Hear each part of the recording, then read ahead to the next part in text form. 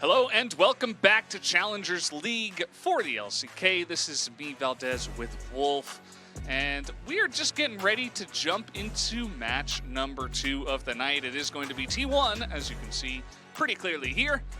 That guy's really excited for this. Let's see the sign. Yep, that's him. Praise the T1. And they're going to be going up against Live Sandbox. Live Sandbox Youth, that is to say. Sorry. Yeah, we gotta use. They got the special name, so we gotta say the special name. True. It's the different one, otherwise known as Live Sandbox Y, if you want to shorten it. So, I'm Wolf. With me is Vlad is, and apparently that happened somewhere along. I thought it was right before. But Vlad just teasing a little bit. Today's second matchup is really exciting. We have a lot of very young players and a lot of players we're going to be talking about a little bit more in depth as we get into these rosters very soon. Could be a very one-sided matchup, T1 being, I think, the clear favorites. They have more veterans on their roster. Live Sandbox Youth, very young team, and they have really picked up some really new and budding talent that will be in challengers for at least, for some of these players, 2 more years before they're even eligible for the LCK. So really trying to build up from the ground up here and try to slowly push this talent into their main LCK roster.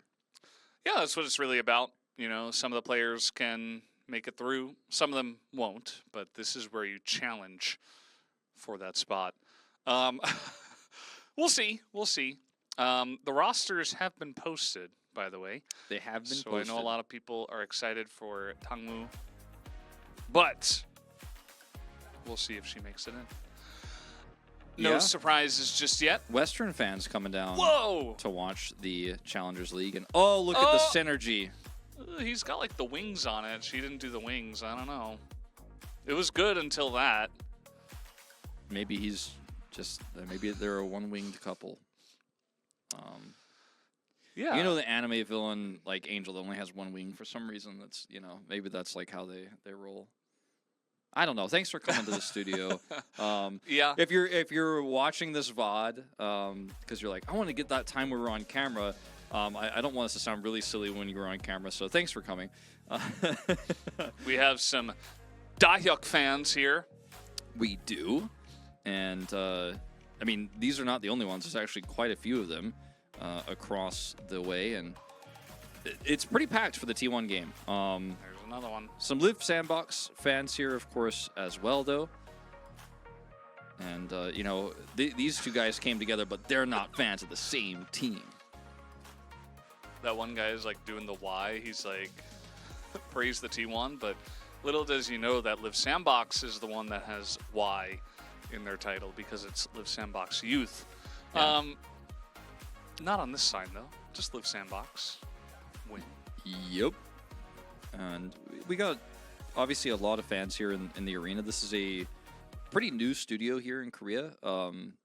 It's just to explain why it looks so unique is because it's basically a repurposed theater.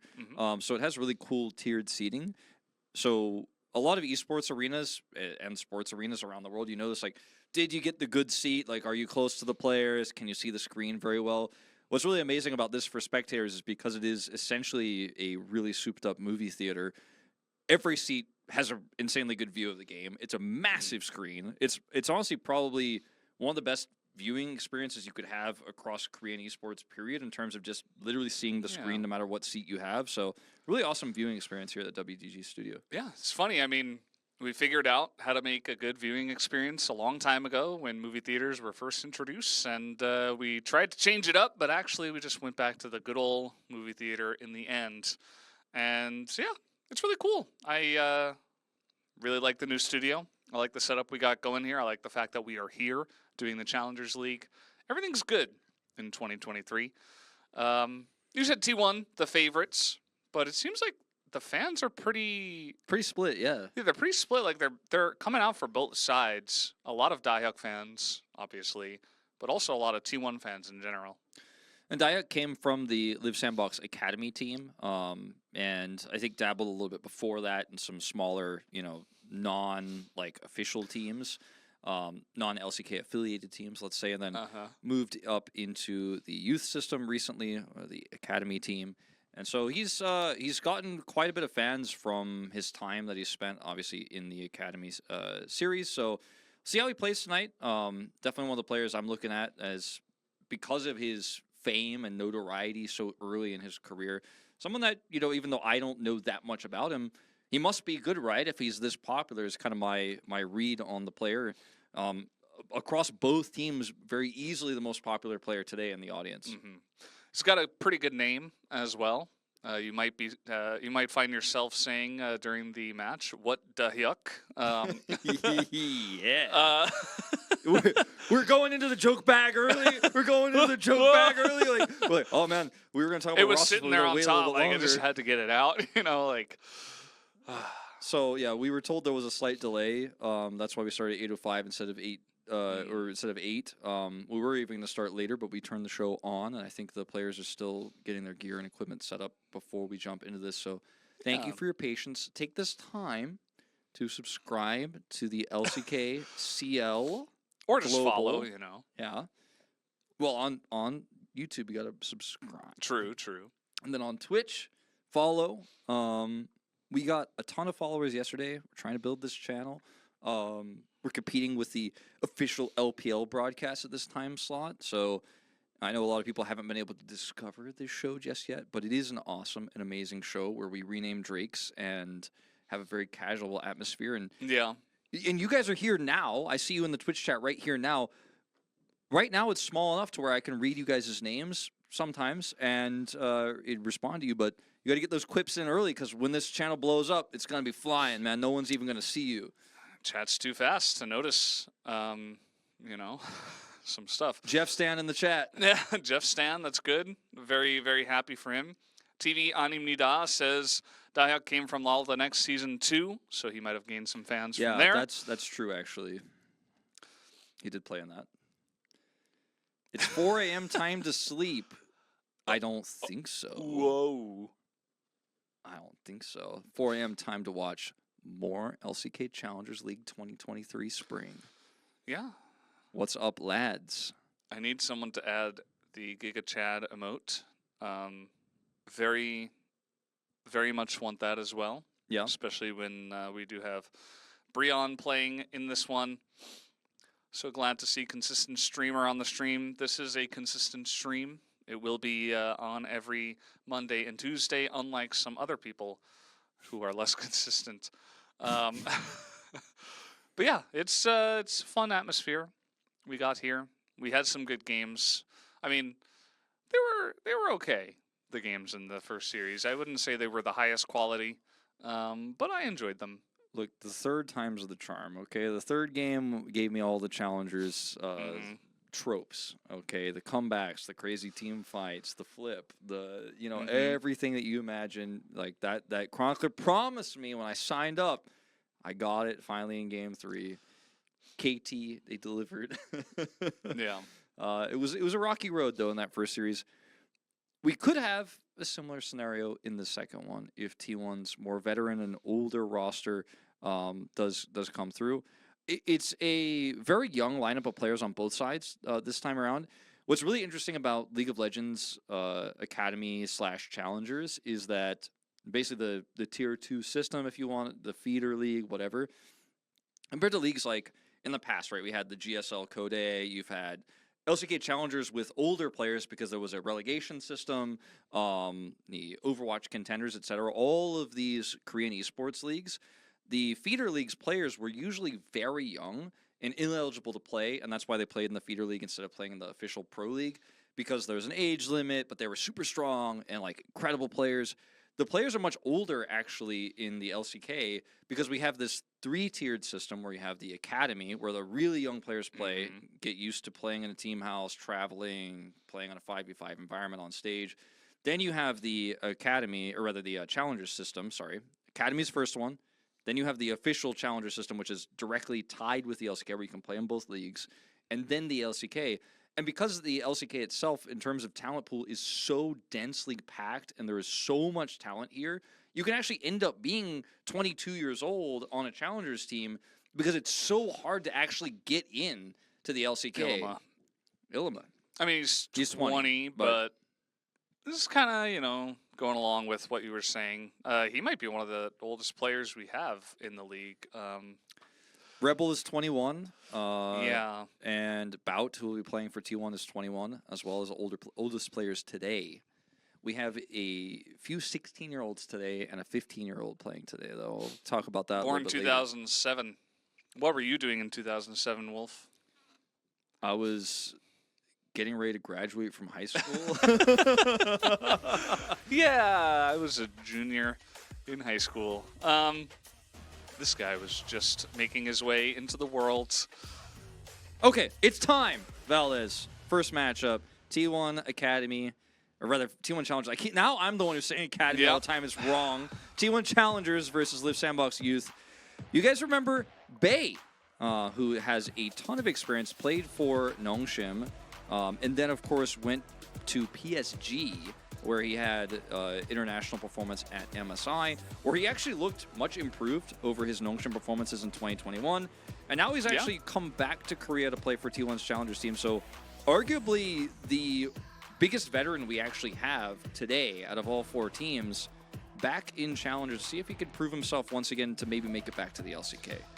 Yeah, I mean, that international experience of playing on a non-Korean squad, but also of playing in an international tournament, I think he definitely is the most veteran player.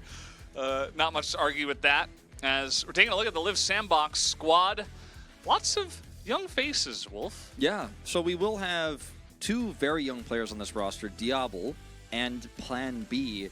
Now, a lot of you guys, I think, hoping that Dangmu would be playing today. She certainly could. She is eligible as a substitute. But Dangmu right now, from talking to Korean coaches and staff out here, a lot of people are saying she's pretty ready to play in Challengers, but her status is she is officially a Challengers player, so she can play in the LCK, but also each LCK Academy and Challengers team can designate 1 player to play in both. So it seems like perhaps the plan is that Dangmu is going to be playing a lot of Academy Series, which starts in 2 weeks, and if she proves her abilities there, I think we'll probably see her a lot more on the youth squad here as the main support. Now, she is eligible to play today, and perhaps she will be subbed in. I don't know if she's here or not. But at this moment in time, it looks like it's going to be Plan B, at least for the mainstay. Yeah, absolutely. I know there's a lot of hype around this player, and hopefully we do get to see her in due time. But not in this game 1. That's not going to happen. Certainly... we also do have T1 who are looking like a very strong squad, so maybe they do want to go with their main 5 to start off, but it's not to say that maybe she won't join the main 5 as the season comes along. So we'll see how it does go on. Big fan of that pink 10-keyless keyboard that player was using. Very stylish. Yeah. I don't think you're a 10-keyless kind of guy, right, Wolf? Yeah, I mean, I know you're asking me this because you know how much I hate the 10-keyless. Just because I have a lot of numbers I need to type, and I need a number pad for that. And if you have, and I know somebody's out there, but you could just plug in the number pad USB. Okay, why do you have a 10-keyless then? Just get a keyboard with a number pad. I thought you were going to say, or you can just use the numbers that are above the letters. That's I don't know if you know, slow. but like it's up there on top. I know, I have really long fingers to reach them with, but I really just don't like it. I don't like it. I don't get it. No, I know. There, in the past, you probably know this since you're a not 10-keyless kind of guy, but they used to accountants. There were tests to see how fast you could punch in the numbers on a number pad essentially, and then they got added to keyboards as well. So, yeah, but I will still go for the lighter 10-keyless keyboard because I don't need those numbers. Yeah, I think if you're a pro gamer, then it's perfect because it's lighter, it's easier to transport, it takes up less space on your desk. Doesn't get in the way. Yeah, you can have your notes, your food, your drinks, whatever. If you're a pro gamer, I think, unless you're playing a game that requires the number pad for macros or something, which seems really unlikely, I do think as a pro, a 10-keyless is definitely the more standard way if you can find one that suits your switches and all that stuff. But since I use my computer for I use my computer as a sail. For a Final massive Fantasy amount of 11 functions. fishing. Yeah, I do a little bit of that. Do you use the numpad for that? No, I don't. Okay. I actually play Final Fantasy 11 with a controller. Wow. Yeah. Yeah. I don't know about that. More on that if we have more delays. But during this delay, we'll show you guys the week's schedule ahead. Because as Valdez mentioned earlier today, we do broadcast Monday and Tuesday in English. And then LCK starts tomorrow. Yeah. LCK starts tomorrow. That's that's going to be awesome, right? It's the first day of the official, Tier 1 LCK is beginning. We start off with D plus Kia versus DRX. That's going to be a huge matchup in terms of the name brand value, but not only that, we have Gen.G versus T1 right off the bat. So day 1 is going to be insane. If you're watching today, make sure you're watching tomorrow as well. It's just going to be awesome. It's going to be around the same time. It's going to be really, really top-level League of Legends here in Korea. So, any matches that, besides the day 1 matches, any match that stands out to you that you're really excited about? I think there's one obvious one, but there's a hidden OP in here. I think. I think I know what you're saying.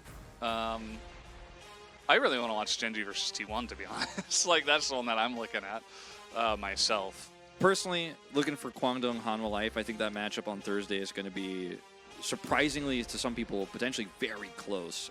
As Hanwha really has a stacked roster, but needs to prove itself. But that conversation happens more tomorrow. We're zooming back in on these challengers rosters here, as it looks like we're about to go into picks and bans here for this first series. I believe T1 Challengers had side selection, but we don't know what side they've chosen just yet. Yeah, we don't know just yet. Take a look at Dahyuk here. Seems like he is very popular, as even the cameras love him. It looks like T1 are going to be on the blue side. Looks that way. So Smash, by the way, all 3 of our first games in the first series were really, I think, started out by AD carry dominance in the bottom lane. Strong side AD carry leads the tempo.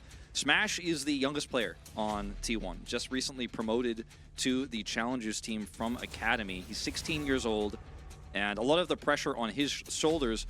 On the other side, of course, it's Diablo, who's 15, born in 2007, as you mentioned. So both of the key players in the last series, much older, much more veterans, and we'll see if this series looks the same because of that same sort of, Varus dominance, Ashe banned here in this case, or if we'll see if these teams look for a strong side top instead and play around that. Yeah, there does seem to be a lot of hype around the top laners. We were talking a lot about Dahyuk, but also here in the chat, a lot of people are talking about Dal and saying, he's really good. And I'm really looking forward to seeing that top matchup as well. It's probably just going to be Renekton versus K'Sante 3 games in a row, but we saw that there was a nice amount of skill expression even in that matchup in our first series today. So that's all fine and good, regardless of the champion meta. Fiora did get banned as well. Yeah, let's see with this Heimerdinger Ashe ban if T1 still want to play the Varus or if they're willing to... Okay, I was going to say, are we looking Zeri? We look at Sivir, but they're actually going to swap it up completely and pull out the Lucian. And looks like Live Sandbox with the Yuumi available, feel comfortable just picking the Zeri into this. And so far today, the weak side AD carry has had a rough start, and that may be the case here for Live Sandbox as well. Don't necessarily need to lock the Yuumi in right now, but Lucian Yuumi is a strong pickup. They're still going to take the Poppy instead. This is like, we're going back in time. Poppy? Is this Gen.G right here? Like, is it Peanut? Peanut's going to play Poppy and come punish the pushing Lucian. Here we go. Yeah, I would not be surprised. And I don't think that T1 should have been surprised either by the Zeri coming out, especially when you saw the bans on the red side. Lucian Nami seems very likely here, no doubt. Again, we are still in 2022, apparently. And K'Sante got hovered there for a moment. Could be an angle. It's definitely blind pickable. It's a very strong top laner if they do want to focus on that. But it might not be the pick. Maybe they just wanted to hover it, and perhaps they go for a jungle of their own. Any Kled enjoyers in the chat? Any Malzahar enjoyers? Bay is just teasing. We'll lock in the K'Sante here before the second ban phase. So you have a strong win condition in your top lane, and you have a 2v2 you feel very good about right now as T1 here in this blue side draft. Now, I think Live Sandbox have an opportunity to ban away some strong jungle champions that could dive with this. Wukong, Lee Sin. I don't think we need to necessarily ban Elise in this case because we don't know if Forest is going to be picking that one up. That was kind of a niche pick we did see banned in our previous series, and we did see played by D+ Kia. But I think the jungle focus is a pretty easy call here for Live Sandbox just to make the bot lane a little bit more manageable. Yeah, it's going to be interesting. Yuumi does look like a cute cat, but that is just a disguise for her evilness, and I'm very sad that I have to cast her here in this game. She is 2-0 so far here in Challenger League. But yeah, as you were saying, the Vi gets banned, the Renekton also banned here, trying to give the Cassante a little bit of an easier lane. And the Camille is going to be the choice coming out here, so trying to fight that Cassante straight up, perhaps. I wonder if there's a Camille Galio angle. Looks like Bay might pick it away because Camille Galio allows you to both try to lock down the backline here of T1, but also it's great peel with the taunt for your Zeri. You already have really strong front line with the Poppy. You're gonna have the speed boost from the Yuumi. It can be very terrifying as they're really scared of this potential Galio pick, but I just don't think it fits their comp well enough to deny. And it will be the old school Viego they're going to try to dive with here. Yeah. I was thinking maybe an Ahri, you know, go for the Ahri Viego. We know that's very strong here in 2022. But it is going to be on the other side in Azir as well into this. So Azir versus Ryze should be pretty fun for Guti, but we'll see if he can make it work. And, you know, you were talking about Gen.G there on the right side. I mean, the Azir slots right in. Yeah, Doran, not a big Camille player. Yeah. On this iteration of Gen.G, you know, maybe like back at Rascal, you might be like, oh, yeah, I could see it. But this Live Sandbox roster is playing something that we like to call kind of like an evergreen comp. Very basic, very functional, good at scaling, not a lot of weaknesses. Prio in the mid lane. You've got Camille for late game conditions in terms of flank angles to lock down the AD carry, but also side laning, pushing those minions in, trying to threaten inhibitor turrets and stuff like that. I really like Live Sandbox's draft overall better, but we know T1 is a team of veterans, right? And this is a, you know, of the challengers scene, Bay, who's an LCK player in here as well. And T1 might just be able to control the tempo well enough with Lucian and Ryze Realm War. So Viego dives in the bottom lane here. Vincenzo is really going to have to match Forest very well and defend this bottom lane, and they're going to have to hope that Dahyuk also can compete against this Cassante lane. Otherwise, things can fall apart very quickly for Live Sandbox, even with that Azir Prio. Yeah, absolutely. We've been seeing some really strong rises as well. Interested to see if Bay can pilot that to a big victory here, potentially, to start things off for the side of T1 challengers. But we do not know yet, as we are taking a closer look here. Live Sandbox.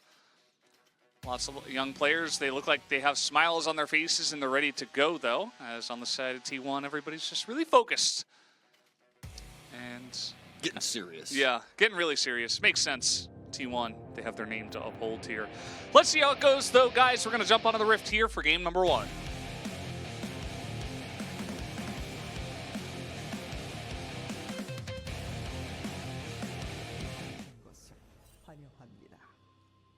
And here we are in game number 1. We do have double blue jungle pet once again. Yeah. Any thoughts about this recent change, Wolf? I mean, I think it's becoming a little bit more popular with engaged junglers that are looking to close the gap. You know, once you finish that quest on your jungle pet, you can jump out of the brush and be very annoying. Great for both Viego and Poppy, of course. I'm going to talk about T1's roster a little bit here, as T1's Challengers roster has kind of been a revolving door across the last few years. Had a lot of different coaches working with the team. Sella, someone that you and I are very familiar with from the StarCraft 2 days, working with the Academy team. And Gen.G and Moment have both had big impacts, of course, on the Academy roster and have now kind of graduated, or Challengers roster. I was going to say, man, like, I was so the good about it in the first series. This is what happens when you read Twitch chat, Wolf. Yeah. But yeah, they made huge impacts, but T1 changed their roster for challengers a lot, and some of their players from last season got picked up, and Toland disappeared. He might be retired. He might not be announced yet. Trigger went to the LFL, and Cabby also went to the Serbian league. So, like, these players are getting picked up, right? And T1 is just trying to churn out new talent. And you know, we had in 2021, T1 was the #1 team in challengers in spring, and then became the number 10 team in summer because they completely churned out their roster. So. With T1, we'll see what we get this year, as these players show a lot of promise. A lot of them are very young. And bringing Bay in, I think, is a really good call in terms of having one big leader, one big voice. Even though he's still a fairly new player himself, pretty young, and not a champion or anything like that, you could argue he's kind of like mini Fager in some way, in that he's the mid laner that has the experience, could be the calming voice. It's that solid rock, someone that's reliable, someone that's not going to get flustered if your team gets behind, which we did see a lot of today already, even yesterday. And any kind of stability win that you can get in challengers, I think, is a win for your team, you know? Even if, you know, I think Bay is a good player, but even if there was like another choice, I don't know, but maybe there was another choice that was like maybe slightly mechanically more gifted, or he's like a younger player, a big up-and-comer, I think Bay probably was still the better choice just because of the stability. And we'll see how it goes. I mean, the Rise has been making waves here today. Feisty was rolling face with this pick and making some big plays, so hopefully Bay can do the same. The Yuumi sustain making it a lot easier for Zeri to last against this Lucian lane than a lot of other supports would do, as did have Forest coming down, so we're going to see us 1v1. Oh boy. These two big top laners going head-to-head as Dahl is going in. Diehuck's getting pretty low, but Vincenzo coming in from the jungle as he's trying to hookshot away, but Dahl's still going for the kill. The flash away should be enough, and Vincenzo is going to come in and pick up the first blood, the Crab Rave from the side of Diehuck, as that will be a big win to the side of Live Sandbox. Yep, big win here. A lot of extra gold going over to this Poppy, but you know, obviously if Diehuck could have gotten the kill, would have been amazing, but still picking up an assist this early, it's a ton of money for Live Sandbox here. And Dahl also expending his Ghost, then having to teleport back to lane here means he's down both Summers. Of course, Diehuck is as well, but this makes this lane, which is quite pressuring for the Camille in the early levels, so much more manageable. And I think Diehuck sold it super well there in that exchange. We'll get a replay of it probably here in a moment. But knows that Dahl wants to engage, knows he has Ghost available, doesn't even hit the sweep at the sweet spot, and still is trading, and Dahl's like, I'm going in. He has flash, he gets out, and Vincenzo comes over. Diablo is so low. He gets hit by a bubble as well. I don't think the exhaust is going to save you at all. He flashes after the double tap comes out, and Smash just going to smash those buttons like a great Lucian player that he is. Bout's able to hit that bubble, and this bottom lane is about to get a lot more painful for Live Sandbox. Certainly is. Young 15-year-old player just reacting a little bit late there, and with the Yuumi attaching to him at that moment in time, he essentially guaranteed like a pseudo double CC, because the Yumi's like, I just attached the wrong target. Now I'm stuck here. At least he gets out. Plan B does escape, but Diablo won't be so lucky. So the timing of this in terms of the wave isn't going to be the worst ever. It's not like he's going to find himself falling behind 15 CS or anything like that. He's going to be able to catch this wave here. Actually, for the moment, take a slight CS lead. But still, huge. This Lucian gets ahead, grabs that early Dirk, and that's going to make things, as you say, it's not going to be a fun lane for Diablo. Yeah, he's still got a Yuumi on his back, so at least he'll still have that sustain. But giving a early kill to Lucian is just going to make him pop off even harder. Speaking of which, he's kind of just going in alone. He's got the buffs from the Nami. Diablo's like, yeah, sure, whatever. You really got to respect that Lucian. I mean, he's got a Dirk and 2 longswords, like, yeah. No. I mean, he gets the Nami buff, but like, Bout didn't hit a bubble or anything. He wasn't trying to harass. Like, it's the Airy univariant with Electrocute getting nerfed on Nami quite a while ago. So it could have been like on an old patch, like back in summer, like he's dead for sure. Yeah. He's almost dead, and now that CS loss he didn't have that I was talking about before, He's going to end up taking some hits here. Question mark being like, I don't need your help. Go push the turret. I don't know what that was about. Definitely could have pushed the advantage more, but wants to help out his jungler so they can get that early Hextech Drake. Yeah, it's very early. It allows Forest the time to get this Scuttle Crab as well. So actually a big win in the end, as Diablo is basically... It's a couple of big mistakes early on that you really can't make because it's going to snowball pretty hard. It's Lucian, Nami, and lane. We see a lot of LCK. We've seen this lane so many times in not only the LCK but in international tournaments as well. Like other leagues, all the top tier players, they give this lane so much respect to the point where it was banned a lot in certain situations, banned extremely often towards the end of last year. There's a reason why it's so strong. And I think Diablo and his Plan B support is going to have to... Might be time to think about Plan B. Yeah. There is a pause here, and this doesn't mean that they can sub in Dongmoon now. I know a lot of you guys want that, but we'll have to wait and see what the issue is. So, like I said, the LCK Academy series is starting on January 29th specifically. I said 2 weeks, but it starts on the 29th. You can check out Kespa's official channels for that if you do want to watch her play in that league. And she is eligible to play today. She's eligible to play the next 2 weeks before that as well.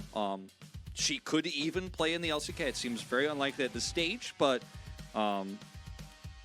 I guarantee you she'll be playing in the Academy series. So if you were hoping to catch her today and she's not playing today, she might not play today, then at least you know you're going to be able to catch her in the Academy series. You can go check out Ashley Kong's interview with her as well on YouTube if you want to, see what her personality is like. Very, very cool interview that Ashley did with her. Looks like a peripheral issue here. Device issue. The choice of words here might be divisive, if you will. Wasn't there a player named Device? Yeah. Sounds extremely familiar. I think that's an FPS player. I want to say CSGO. Yeah, I think it's a CSGO player, right? Yeah. Weird. What's up, Atlas? I had to make that joke to pull Atlas into the Twitch chat. Yeah. He had to alt-tab after whatever he was doing to answer this one. Make a couple more. We'll get Medic back in here as well. You know it's coming. Hello, Atlas. T1 Soup. Everyone's talking about Soup. We don't have Chronicler Soup on the stream today. Yeah, if you guys mention it enough, maybe he will eat Soup on stream next week. Could happen. I'm not promising anything, but, it's a possibility. So I did get confirmation that Forrest has a monitor issue. His monitor was flickering, it seems, or stopped working temporarily. So just trying to verify that it's okay now before we do continue. Thanks to Yugo for the update. Chronicler tried to type, but he was a really bad boy. And he got his message deleted by Nightbot. Get wrecked. Nightbot says you have to eat it on stream next week. That's what it says. Yeah, there's no other way to really interpret that. It's okay. We've all kind of gotten a little bit owned by Nightbot. I got owned yesterday when I got excited about Game 3. I typed in caps today. Didn't go well. We'll get that figured out as well as the weeks come along. The moderation situation. Look, for now, challengers, we're not cool with capital letters yet. It's gonna take a little bit longer. A little bit of capital letters, that's okay. But everything in capital letters, avoid for now. Yeah, I think the max is like 2 words with caps, but the rest have to be in lowercase. I do see over in the elite YouTube chat that Jayless typed "yee" with 6 E's in all caps. So if you're a caps kind of guy, I'd say check out the YouTube chat. That might be a place for you. See, just a little bit cap letters. See, it's just 2 words. It works. You guys are testing it. You are about to cross the line, Twitch chat. Oh, Chris Wong crossed the line, and look at what happened. He got sniped so fast. Watch out, chat. Chronicler typed a couple of question marks. Yeah, right. You get banned for 10 minutes, buddy. Damn. Man, Chronicler's such a bad boy. Chris Wong as well, getting sniped. Don't test Nightbot's patience. You're going to find out. It's not 3 strikes. It's 2 strikes and you're out. caps around and find out, I guess. What Alright, we're about back. the koi pastas? I don't know. I'm not sure about the koi pastas. Maybe you could try some. The kui pastas? Yeah, I'm not sure. Forwards can be fine. Okay, all right. As long as it's not all caps. Just mostly in caps. Type out a full sentence and only one word is in lowercase. Probably works. Nightbot's not that smart. Vincenzo, though. Oh, you're going to get banned about this. About to be silenced. Here comes Vincenzo. He's looking to silence his... Okay, well, maybe not. He's going to miss his knock-up. He's also going to miss the stun into the wall. Just a little bit far away from that one. Only gets the flash out of Smash. That is it. Doesn't have flash himself. The barrier is down now again on Diablo. The heal is down now again. And... Okay, that was a little bit weird, but we got over the wall. Yumi Just in Zeri tow. things. You got to remember, Zeri... Well, I was mainly talking about Yumi just following behind. I'm like, Yumi can't do that, but then I was like, oh, I guess she pressed. Once you attach, you're going. she like pressed the button right before, I guess, Zeri pressed the thingy. That thingy? Yeah, the thingy. Makes sense. Little wall ride action. Oh, roaming Yumi to the mid lane on a non-melee mid? He was watching earlier today. Rayblay, one of the first people that Wolf casted in his LoL career. That's right. Rebel, of This course. is going to be a big meme. Did a very nice gank in mid lane. Yeah. But Yumi is going to have a little bit more trouble with that. Probably stay bot. Yep, just going to head straight bot. Not going to even toss out a prowling projectile. Guti pushes this lane in. He's got his early catalyst. So he and Rise just having a sustained war here for a little bit of time. Forrest comes over. Guti showing the respect here. Has the control ward. I mean, it's kind of a race to Rod of Ages as Diablo. Using that as a crutch a little bit here in the early part of this game, but it's working out until Forrest shows up. Uh-oh, plan B. And Bay. I mean... Realm Warp is available. Vincenzo's here. It's okay. Yeah, they're going to avoid the Poppy situation. Guti could have potentially come in for cleanup, but he was pretty sufficiently behind. They're going to also spot Vincenzo once again. Yeah, this is what I was talking about with the Rise Realm Warp. You know, you can close the gap on that Zeri if the lane is getting really pushed in, and it's a really nice gank opportunity. But it's tough against Azir, you know. That's one of the cool parts about Guti picking this one up instead of some of the other options that were available in this draft, is just being like, okay, well, I will Emperor's Divide you, I will poke you out. You can't really easily Realm Warp unless you're telegraphing it, and it's not going to be the closest distance you want for the gank, so it gets kind of awkward. You have to leave lane. And, you know, it'd be a huge commitment here. And Diablo escaped early enough, got those Yumi heals. He's not ready to be dove just yet. But notice that Vincenzo has been his bodyguard. Like, he is just going to stay around this part of the map, so he cannot be dove. Hides himself once again, has that Hex Flash. Doesn't commit across the wall. He's taken a big hit in terms of the CS because he's had to spend so much time down here babysitting Diablo. Yeah. And one of my favorite things to do in Challenger League, as we do have a little bit of time here, is compare these Challenger League players with some other regions around the world. Now, if you consider the fact that Smash, he's got a lot of hype around him, he's pretty new, but he's also extremely strong. Keep in mind that he's behind Gumayusi, right? Yeah. So this guy may never play in LCK as long as Gumayusi is in the lineup. I mean, I don't want to say never, ever, but Guma's a really strong player, and I don't think he's going to be replaced anytime soon. So I'm curious, you know, as these weeks come along, I can't make a determination right now, you know, is Smash better than Double Lift or something like that. But, you know, as the weeks come along... This T1 fan right here.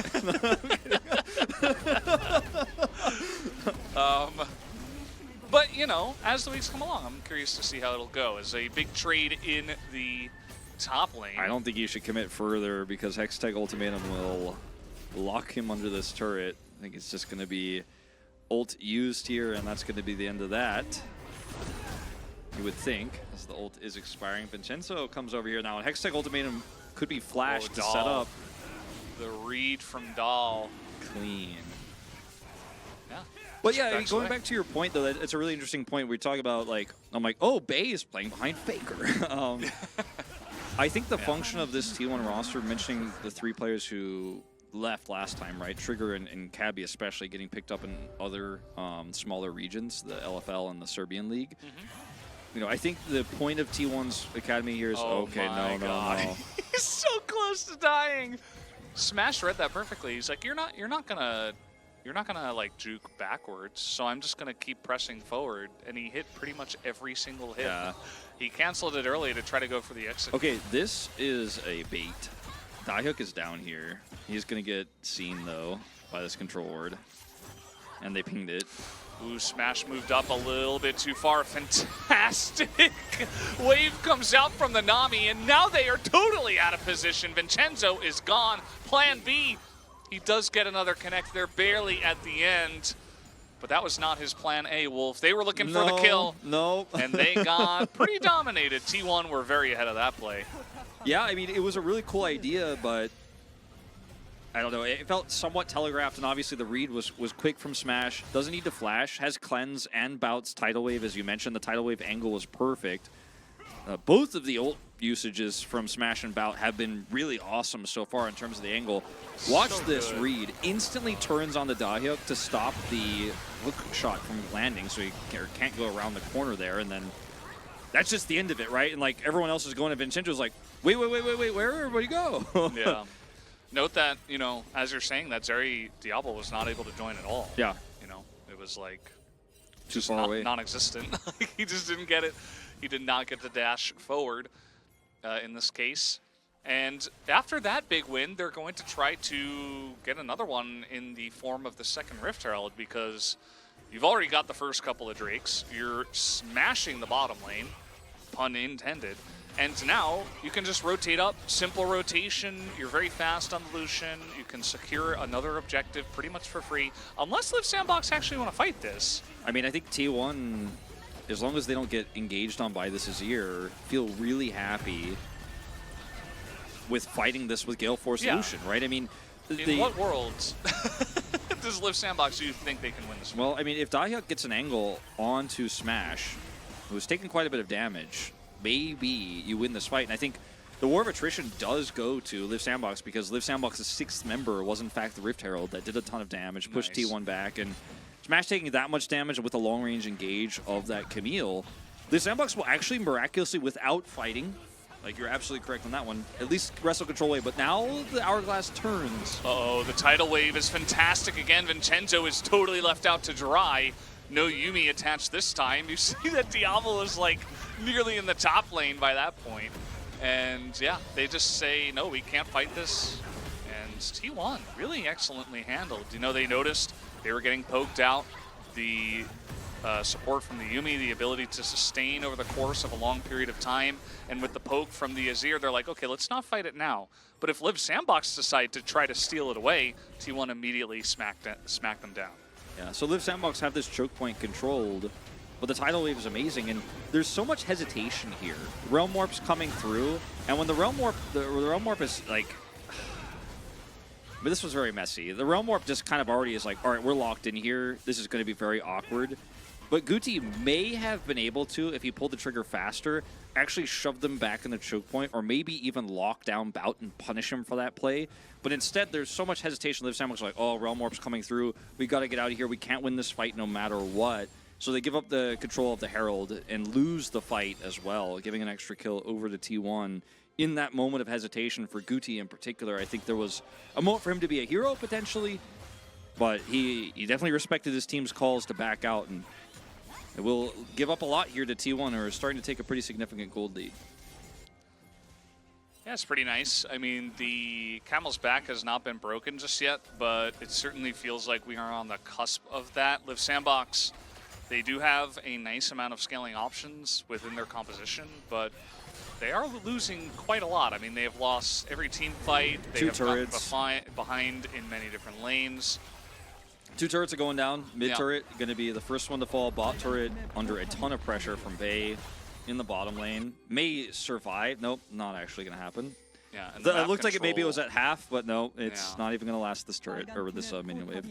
The map control is a big issue as well. I mean, Guti can't even step up to clear the wave and save the turret. He just has to give it up for free. and essentially accept the wave. And Lucian is 3-0. This is a problem that I do not know if it can be solved, Valdez. It's yeah. Like, there are scaling arguments for Live Sandbox, right? And this is always like the caster thing where you're like, well, do they outscale? It's like, will it blend? Well, maybe in some respects, right? Camille has, you know, a significant lead. Daya grabs this turret, and Camille side laning, already making an impact here at 18 minutes. That's one plus. You have the easier scaling. Ryze is doing great too. They're both running the same type of build, basically. For now, at least, we'll see what ends up coming through in the end. And Zeri, right? Zeri is the real elephant in the room. It's like, okay, can Diablo actually pull this off in the late game? Is going to be fast, has a Yuumi on his back. You know, we're going to have a Camille that can be empowered by Yuumi in these team fights too. Can they execute the Lucian? And what I want to say is, like, Mao's rule of challengers, you know, execution is everything. But with the speed at which T1 have taken these 3 Drakes, and we're looking at a 23-minute soul potentially here, there's not a lot of time to work here for Live Sandbox, but they somehow need to delay and get this Camille value. Look at where she is right now, trying to put that pressure on the bottom turret while they group up mid. They're going to sacrifice top for this, but trading gold cross map like this is probably the best you're going to get right now as Live Sandbox. Yeah, it's very true. And let's see if they can get something going onto Dahl here. The Yuumi and Poppy combination is quite strong in terms of their ability to gank, but it seems like with a little bit of a lack of vision, they're not going to overcommit. They're just going to allow Dahyuk to take down this turret.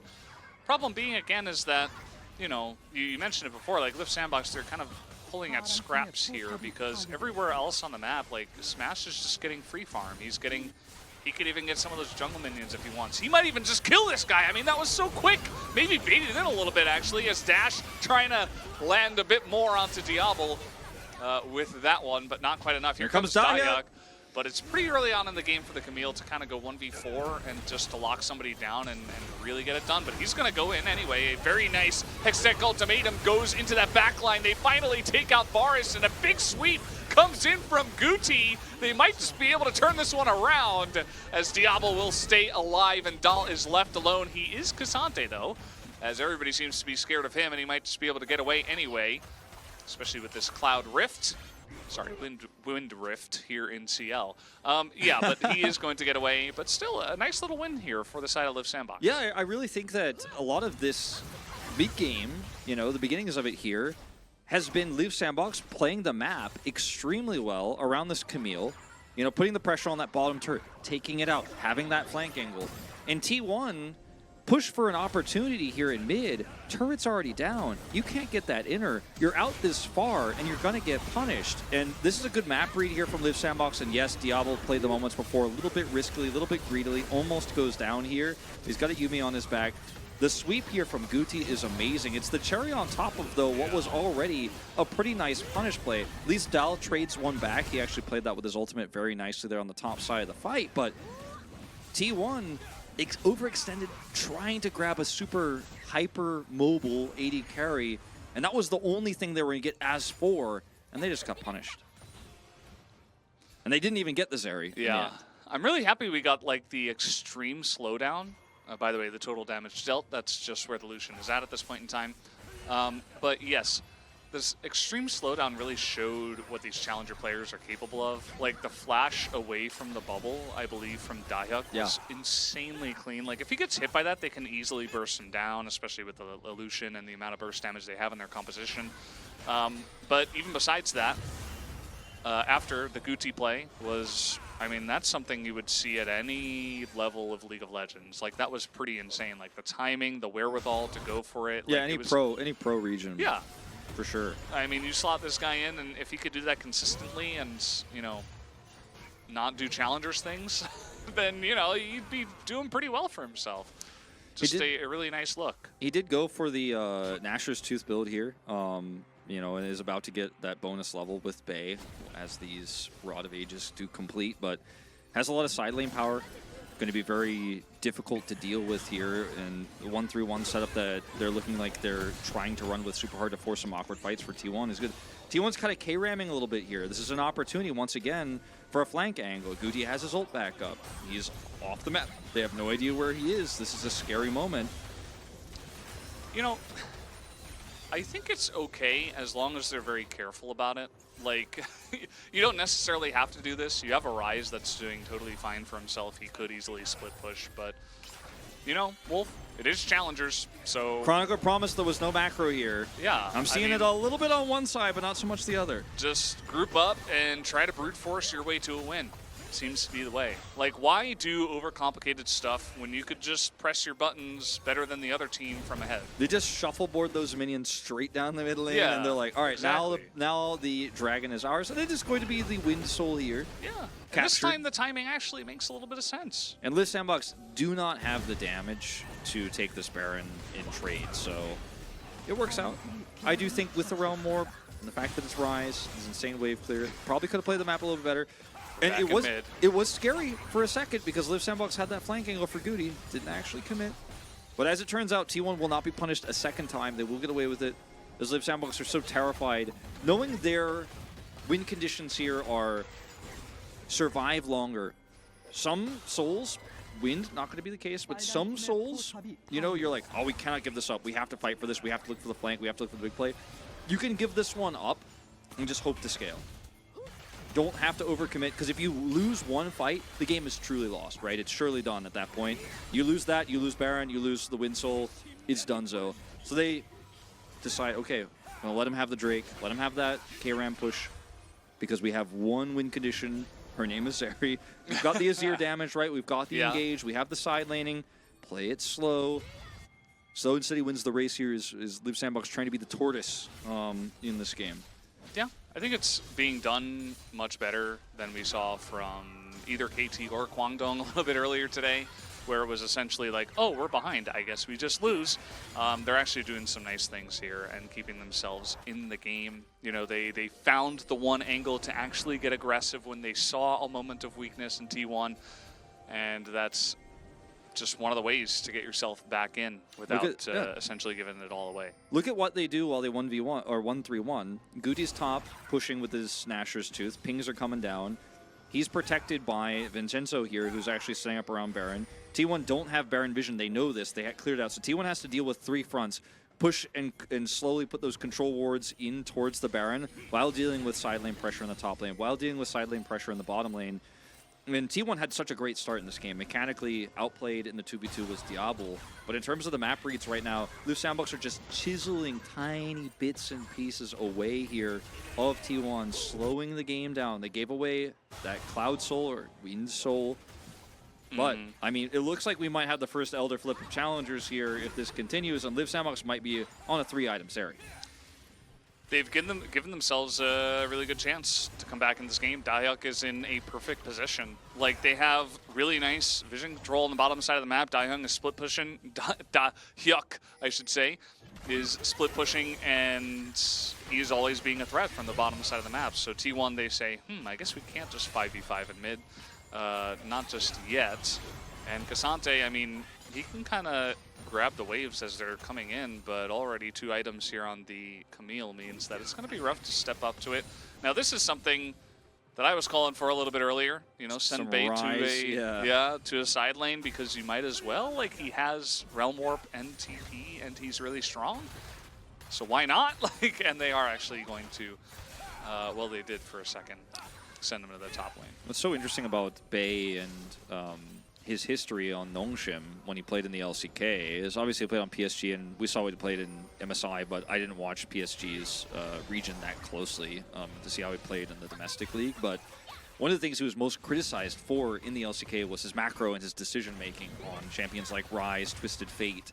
And I think we saw some big improvements from him in MSI. And that was one of the things that Gory did extremely well at when he came into the LCK as his replacement later on. So far here in this game, haven't seen a ton of macro out of him, but finally starting to pick up the pieces a little bit. But once again, we're back in the mid lane. He's using that wave clear extremely well here. But where is the answer to the Camille, you know? And this is just another Azir turret buying tons of time. Like, You're not killing real Okay. turrets. Is it time for the T1 Baron? I guess so. There's vision on here. They have insane amounts of damage, but they were spotted immediately. Dive TP. Yeah, looks like they are going to commit to this T1. They say, okay, we got the TP out. We could potentially turn, but Vincenzo with the Yuumi on his back this time around, sufficiently tanky. Guti is very much left out to dry. Flash forward and a knock away from Vincenzo from the jungle. Looks like it just barely was able to save Guti. That looks like maybe the last couple of shots with the Lucian ultimate was going to get him. And now, with no Poppy ultimate, they're going to turn their sights onto this Baron once again. They have Tidal Wave to try to push people away. I think this is a fairly safe option, but you got to watch for Dahyuk. He's on the edge. Bay looking for him.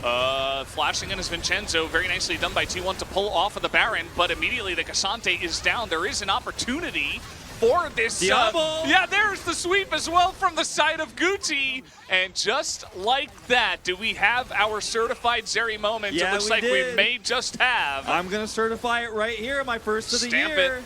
It's stamped, and finally Zeri is going to maybe win a game here today on our second day of Challengers, because it's been very touch and go for the scaling later in today's matches, but Diablo comes through in a clean way. Now, you have Tidal Wave for the stop on the engage, but it was essentially used on Vincenzo alone. The rest of the team, even those who get hit, aren't followed up on. There's no follow-up damage here. In fact, only Guti gets hit. Diablo gets to ult. Guti untouched in this, so he's adding all that extra damage. And T1 just super uncoordinated on the follow-up. Guti, once again, he doesn't miss.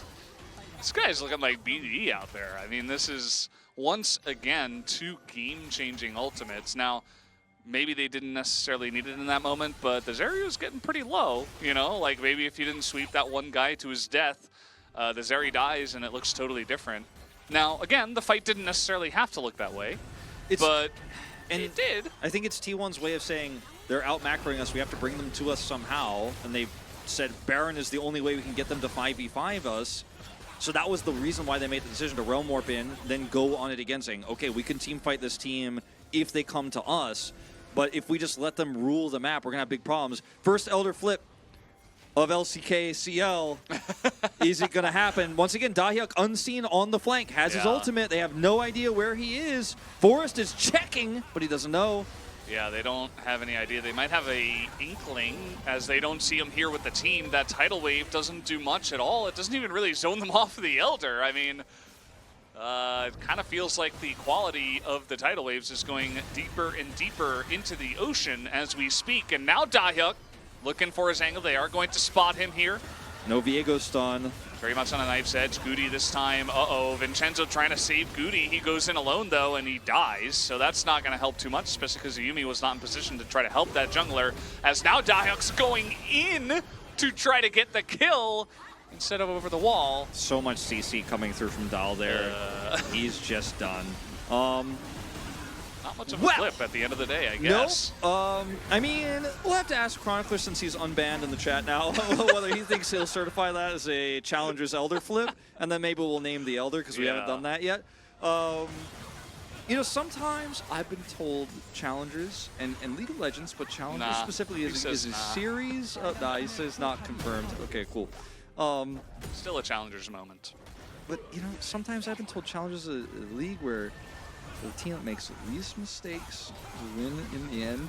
And I feel like that's what I will say about that last team fight, because, as you said, Tidal Wave, not so great, but then Live Sandbox are so tunnel visioned on Dahyuk's flank that the rest of the team just eats damage while they're waiting for it. Look at how far away he is. Guti takes some damage. Guti takes some more damage. He's trying to set for some poke here. And the Lucian ult alone means, Yuumi's on wrong target. Switches over to Diablo. Guti does nothing here. Dahyuk's late. Can't actually fight. The rest of the fight is won without him. And they were trying to sandwich so hard with that flank. But T1 were just like, I don't know. He's really far away, apparently, because Forrest checked like 7 times. He's like, no, he's like really far away. Let's just go kill him. Yeah. And then they popped the Lucian ult, and it was more clutch here on the side of T1.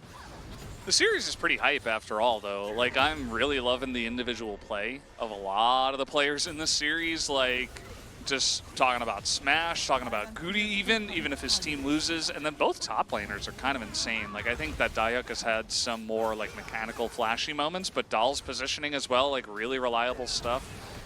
Just think the level of play is really high of these individual players. Now, the team play, you know, it's a totally different story. But Smash did a really good job. I think that Liv Sandbox kind of cracked under the pressure there. Not able to handle the damage from this Lucian as he is solo pushing everybody away with one culling. And kind of going to miss the minions with that Rise ultimate. Will it matter? Maybe there's one in there? I don't know. They somehow were able to kill that turret fast enough. Either way. Yeah, that was kind of bizarre. Looks like it will be 2 inhibitors. Weird stuff. But anyway, they get it anyways, as you say. The game isn't over yet. It's not over till it's over. You know, and Zeri, fourth item shortly here. There's still hope. I think if Liv Sandbox have a really nice team fight, just one, like, it is possible. And I think there is a big problem in terms of the wave clear that they have to, you know, deal with these 2 pushing inhibitor lanes. Like, yeah, you've got a Camille to push this bottom, and Azir can deal with it pretty well in the mid, but the fact of the matter is T1 should, with this Rise composition, always have the ability to threaten topside while you're dealing with those, and then, of course, will have Baron control in 65 seconds when it comes up. But if Liv Sandbox can manage these waves well, come over to this Baron fight in 60 seconds here with ults up, all flashes. I mean, there's a way. Where there's a will, there's a way. When there's a 4 items area, there's always a way. Yeah. Bloodthirster's online, okay, and let's see if this time Dayuk plays a little bit closer to the team, looks for a lockdown front side target, blows somebody up, then maybe the front to back comes through. You never know, Valdez. 9 stacks on the Dark Seal. It's rough for him now, especially because if he does try to frontline, he'll probably just like instantly die to Smash. Smash is so much damage. Even Bay has a lot of damage at this point. Bay hasn't been like the guy. TP angle? Yeah, he's a little bit far, but you know. Poppy ultimate also down. Can they catch Bay? The setup is too good here for T1. Forrest can block him on the flank. He's got his GA. Good job from T1. You know, good respect shown. They do have the Rise ultimate to go straight into the Baron the second it spawns. And there's not even going to be time. I mean, Vincenzo is sprinting. Can he make it on time, though? Looks like no. He is going to be knocked up by the Cassante as he does get close. And that is a free Baron for T1. No flip required. Nope. Love the blind tidal wave. Bouts just like, no one's coming this way. That's all I know. Rush back home and try to keep this Nexus turret alive. I think they just barely will. They go down to like 20, 15% of its health. T1 have Baron buff now to just walk up to the base and try to siege it up. I mean, they have a Rise. They have a Lucian who's extremely fed, as you've pointed out many times. Is not too far off of getting his final item stopwatch. GA. Yeah. No need for the GA, just keep the stopwatch. Yeah, well, it's time for a miracle, Liv Sandbox. We got 1 certified Zeri moment. Can we get a late game Zeri team fight here at 35 minutes, now or never? How 3 about a free down. inhibitor? Not the start they're looking for. Yeah, not much Vincenzo is the tank, by the way. He's got Jack shows. Yeah. He's got that item. And he's got a Warden's Mail. He has some nice health. He's not even up to 2 items yet, though, as in goes Dayuk and immediately dies. As I was saying, I mean, if he's going to go in, like, they are desperate to try to make something happen, but the damage is just too much, and we might. No, we were so close. We almost had our second Penta here in the Challengers League in the first week, in the first 2 days. But it wasn't meant to be, as Cassante very much is going to steal that one away. As you see that Diablo is alone, and they will feed that kill over to Bay so that he doesn't have a negative KD. Either way, guys, that is the first game win going the way of T1. Very nicely done. Some iffy moments, but overall, I'd say pretty clean to T1. I think T1, I don't know who made the call, obviously, from where we're sitting, but I think we got to vote for POG. Oh, right. Oh. I know who I'm going for. I'm not going to spoil it. Yeah. I have my suspicions as for who I think did the most in this game. I was a little bit like... Yeah. I was a little bit torn at the beginning because I was like, well, there was some really good tidal waves, but there were some not great tidal waves. Yeah.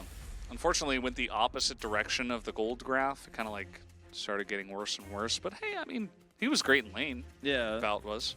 I will say, while, you know, I guess mentioning before, I don't know who made the call. While T1 had some really rough around the edges macro here against the 1-3-1 that Live Sandbox was running, the call, which was probably made from Bay, but we don't know, could have been from Bout, to Realm Warp onto the Baron, although it looked scary and risky and almost tragic the first time. Those are the kind of calls you have to make when you're losing control of the map quickly, you're losing your lead very quickly, and it's like, oh man, we had so much control. Now Live Sandbox is coming back, they're winning some skirmishes, they're winning some team fights, they're taking our turrets off the map. You have to be willing to either go all out on the side lane and try to dive that Camille and try to punish while holding the other side lane with your Ryze or something like that, or you gotta make a tough call and go to Baron. Yeah. I think that was a moment T1 kind of gripped the game back by the reins and started putting the tempo into their advantage again. I think that type of call, while risky, was the right move for T1 to close things out. Yeah.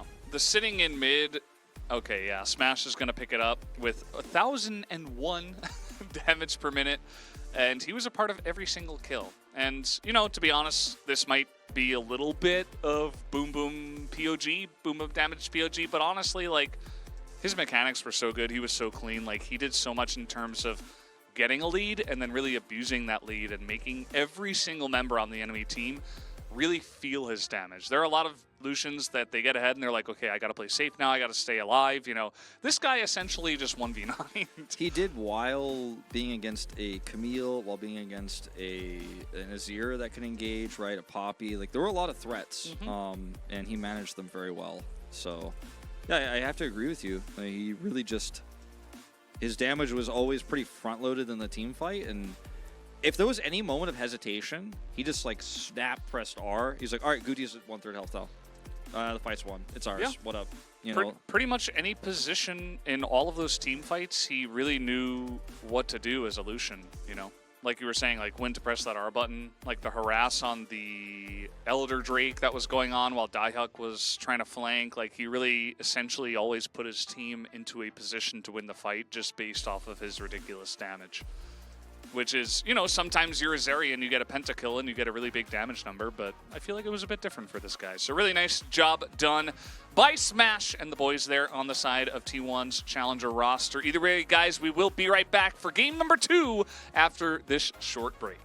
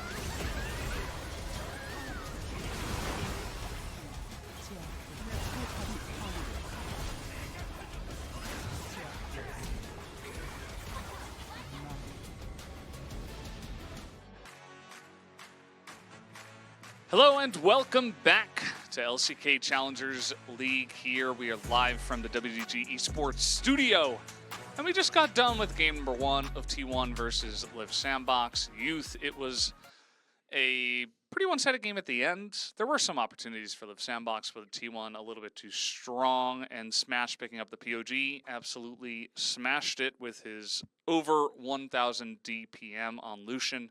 Do we get him a Lucian again? What do you think will change this time, Wolf? Well, it may be, first of all, Liv Sandbox Youth picking blue side, so that might change the dynamic quite a bit. But I think, we've talked about how sometimes red is actually stronger in this meta, and I think considering that of the two very young AD carries, it seems like we do have one dominant player. To be fair, Diablo had a pretty nice mid-game. Like, he recovered pretty well. 15 years old, extremely young player. I think we'll be seeing his growth, pretty exponential throughout this season. But do you really want to pick blue side and try to draft the strong side AD carry and play around that, especially with Vincenzo's fairly weak performance on the Poppy? I think the answer is probably no. I think you probably are looking for a different avenue of success here. Maybe a wacky draft from Liv Sandbox where they do something completely different. Maybe something like trying to play Kassadin or some other super hyper scaling draft on red side again could be the way. You could save Kassadin for R5, just pick a strong top laner into the Cassante you expect to see there, and then try to scale it out again and just try to survive a little bit earlier or better in the early game. That's one way. Or we could just see another side lane type drafting for them 1-3-1 it up, because T1 did seem to struggle in the mid game with their lead at dealing with the macro. Liv Sandbox did choose blue side. We did just get that information, so looks like they might go for that. Give Diablo a second chance. As you mentioned, he looked pretty good in the mid game. I think the early game just got a little bit out of hand. It was a very early kill. Maybe he was a little bit nervous. I mean, the guy's 15, right? So you come out on stage, you make a couple of mistakes. It feels like the world's falling apart, but actually he pulled it together. It didn't start off well. Maybe he's a little bit warmed up now, a little bit less nervous. Give him a chance on like a Varus or even a Lucian. I feel like T1, especially after seeing that first game themselves, are probably going to be like, well, we can't let them have Lucian. So I don't think we're going to see that again, but I don't know. Maybe, I don't know. We'll just have to wait and see, Wolf. Yeah, I mean, it's very early on in the season to be drawing broad conclusions, but it did seem like I think both options are viable here. If I were, the one to make the call, which thankfully I'm not, because I don't know these players as well as the coaching staff does, I'd be thinking, let's side lane it up, let's play another scaling game if I'm Liv Sandbox, because clearly the coaching that's gone into side lane and macro worked out better for them than it did for T1. T1 did make the right calls in the end and did try to collapse them onto Baron, but it definitely seems to be a weak point there. Going head on and picking like a Varus here and being like, I'm just going to win this, or trading like Sivir Zeri, I worry about what that could mean for Liv Sandbox here from the early stages of the game. Well, speaking of which, we have the first same 2 bans from Liv Sandbox, so maybe they mix it up and they change their 3rd ban into Illusion, or maybe T1 just bans it away, and perhaps they just go for Zeri again. Definitely seems safer here with the Lucian gone, but Varus is still an issue, right? You're definitely worried about that. The Renekton ban does scream like, I'm doing first pick Zeri here. Let's see what T1's final ban is going to be, because Zeri is one of those champions now where she's a fairly balanced state compared to where she was before, where you don't actually feel like you need to ban her. You're like, I want you to play her because we have the answer on red side. So they won't ban her. They'll leave her open, take the Karma away instead. Let's see if Liv Sandbox is bold enough to put Diablo on the champ. Because, again, potential is there. This time they're not dealing with a Lucian. They might be dealing with a Varus. It looks like it's a Zeri, but as you said, might be dealing with some Varus action. I think that T1 and Smash, they probably have some other plans involved, because you see the Karma, they're like, okay, well, it's definitely a very commonplace to pick Zeri here based on their bans. We could see like Kalista Renata, like a lot of picks we haven't really seen in the LCK. We've seen otherwise. Draven, Caitlyn, Caitlyn Lux, the old school Zeri counter. I mean, I think that's a very good option here. Like we talked about, it's like, okay, clearly the T1 is like, are you guys gonna put Diablo on Zeri again? Okay. And they wanted them to do it. I'm banning Lucian. Like, this seems like a good option for you guys. And now we're just going to pick the other counter, you know, because there's so many available right now. And this isn't always a surefire way to just straight up beat this Zeri. But again, based on what we saw in the 2v2 last time, if I'm T1's coaching staff, I trust that it's going to happen again. I don't think there's any reason to believe otherwise, that's for sure. Now, the next question, you know, we've kind of solved the bottom lane. Pretty cool that T1 are willing to go into another different kind of counter composition here in the bottom side lane. What does Live Sandbox want to prioritize? It looks like it will be the Wukong, obviously very high tier. I was wondering if they might even consider, you know, trying to pick for Guti once again, because the guy did look like he was really on point today. You know, maybe even pick up a Nazir or maybe pick up a Rise earlier or something like that. Not the case. And now we have Nidalee. Okay. Renekton is banned, but there's a lot of other strong AD picks for mid that you can play with Nidalee. One of the older Nidalee pairings that we actually saw in 2021 on his release was Yone Nidalee, and that was something we saw all the time with Talia as well, just any AP jungler with the Yone. So let's see what Live Sandbox wants to ban here in terms of potentially those AD mid laners. As obviously Cassante is still available here. This is a scary draft that T1 has put together already. So much range, so much poke. Will be the Cassante first. Galio's gone. Yeah, Wukong Galio, you know, even in a position to go for Camille again, which Dahyuk already showcased. So I think that's actually a pretty nice ban. Also banning out Guti in general, you know. They didn't take away his Azir, but they took away mid picks at least. Sion, another AD pick. I don't think that would be piloted by Bay in this case, but you know, you're playing for a late game where you have a nice front line for all that poke, including Lux poke. I mean, it's not ignorable in a comp like this. You know, you're going to do a ton. Okay, Twisted Fate, you know, not going to go for the Rise this time around, but is going to be T1 saying, all right, I can ult bottom.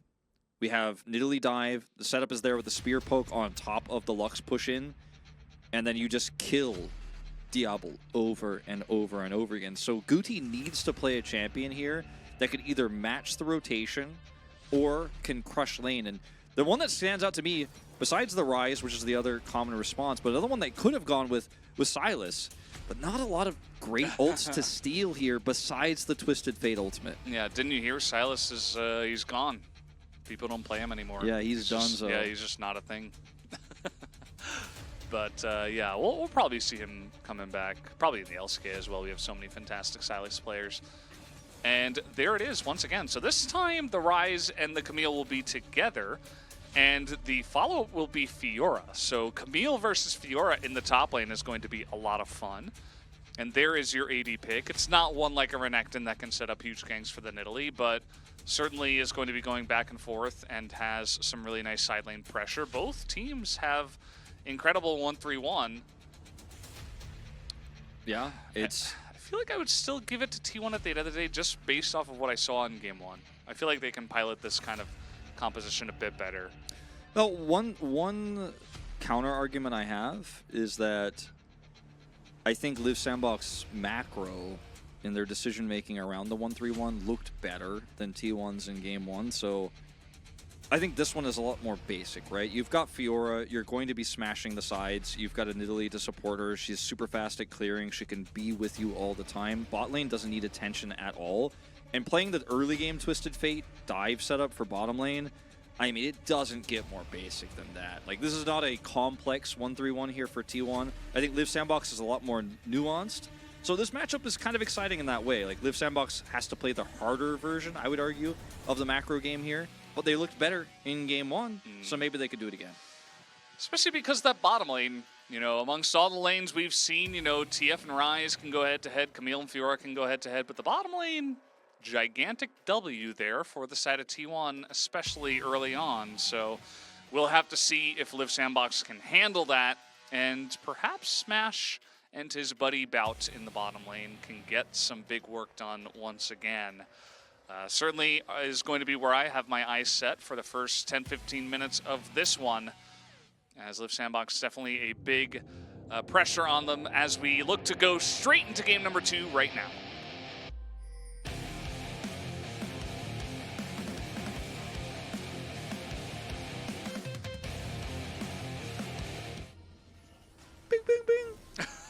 Oh, we got the headbanging yesterday. The last part of the song. Wolf already... I'm in it! He already knows. He gets it. All right, welcome to Game 2. Just gotta say, we gotta do the caster thing. I'm like, it's Game 2. T1 versus Live Sandbox. Yeah. No.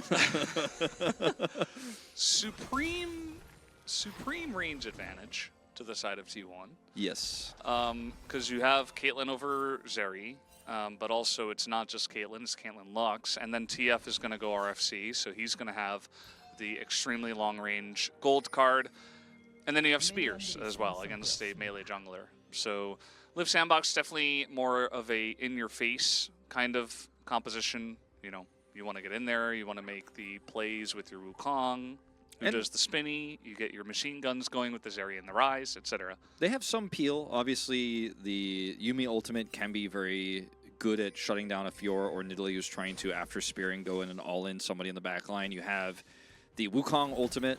But I really think it's mostly... I think a lot of the game here for Live Sandbox is based on how well Vincenzo matches the side laning and how well he guards for those who come to punish the side laners. And then how good Guti's decision-making is in the side lane. It was great on the Azir in the previous set. So we'll see if that continues here on the Rise. As passive income comes through for Bay, obviously with Twisted Fate's gold passive with the last hits.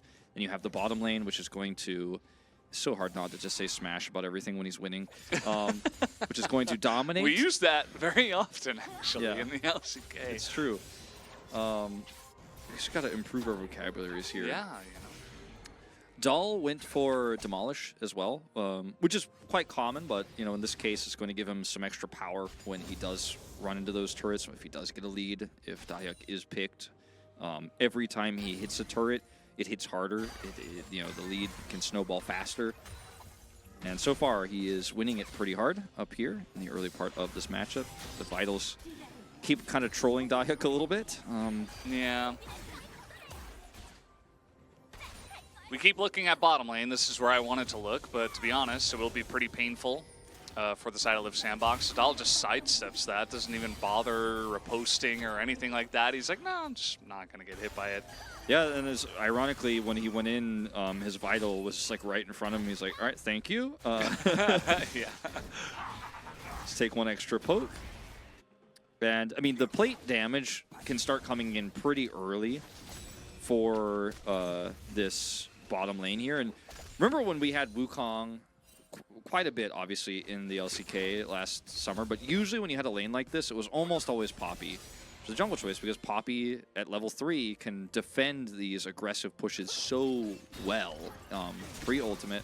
Wukong, on the other hand, he could do a little bit, but there's not much he could do here in terms of stopping this all-in. He can just get bound by Lux, and then that's it. Of course, the same to be true of Poppy, but there's a lot more punish opportunity.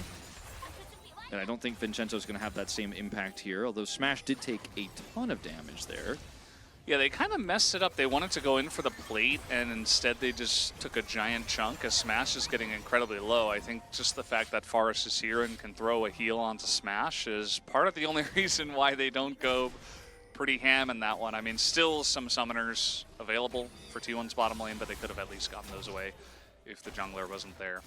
As Dahyuk goes back in, Dahl still has to fight for this one. The flash in is not enough from Dahyuk. And Dahl says, okay, I'll just walk away from this one pretty scot-free. Has to use his ghost, I suppose. Yeah. Trying to get that last hit in. And it's like, give me some of that Doran's Blade healing. Yeah, gonna have to leave. Wanted to push this wave a little bit so he could buy enough time for the TP back.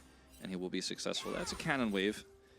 So not gonna lose too much here. We'll just TP back straight away.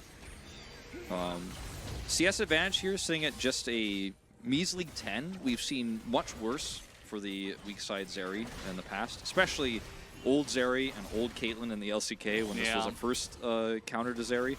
We were like, oh man, Zeri banned every game, and then she got picked and then she was countered by Caitlyn like 7 times in a row. We were like, man, is Zeri bad?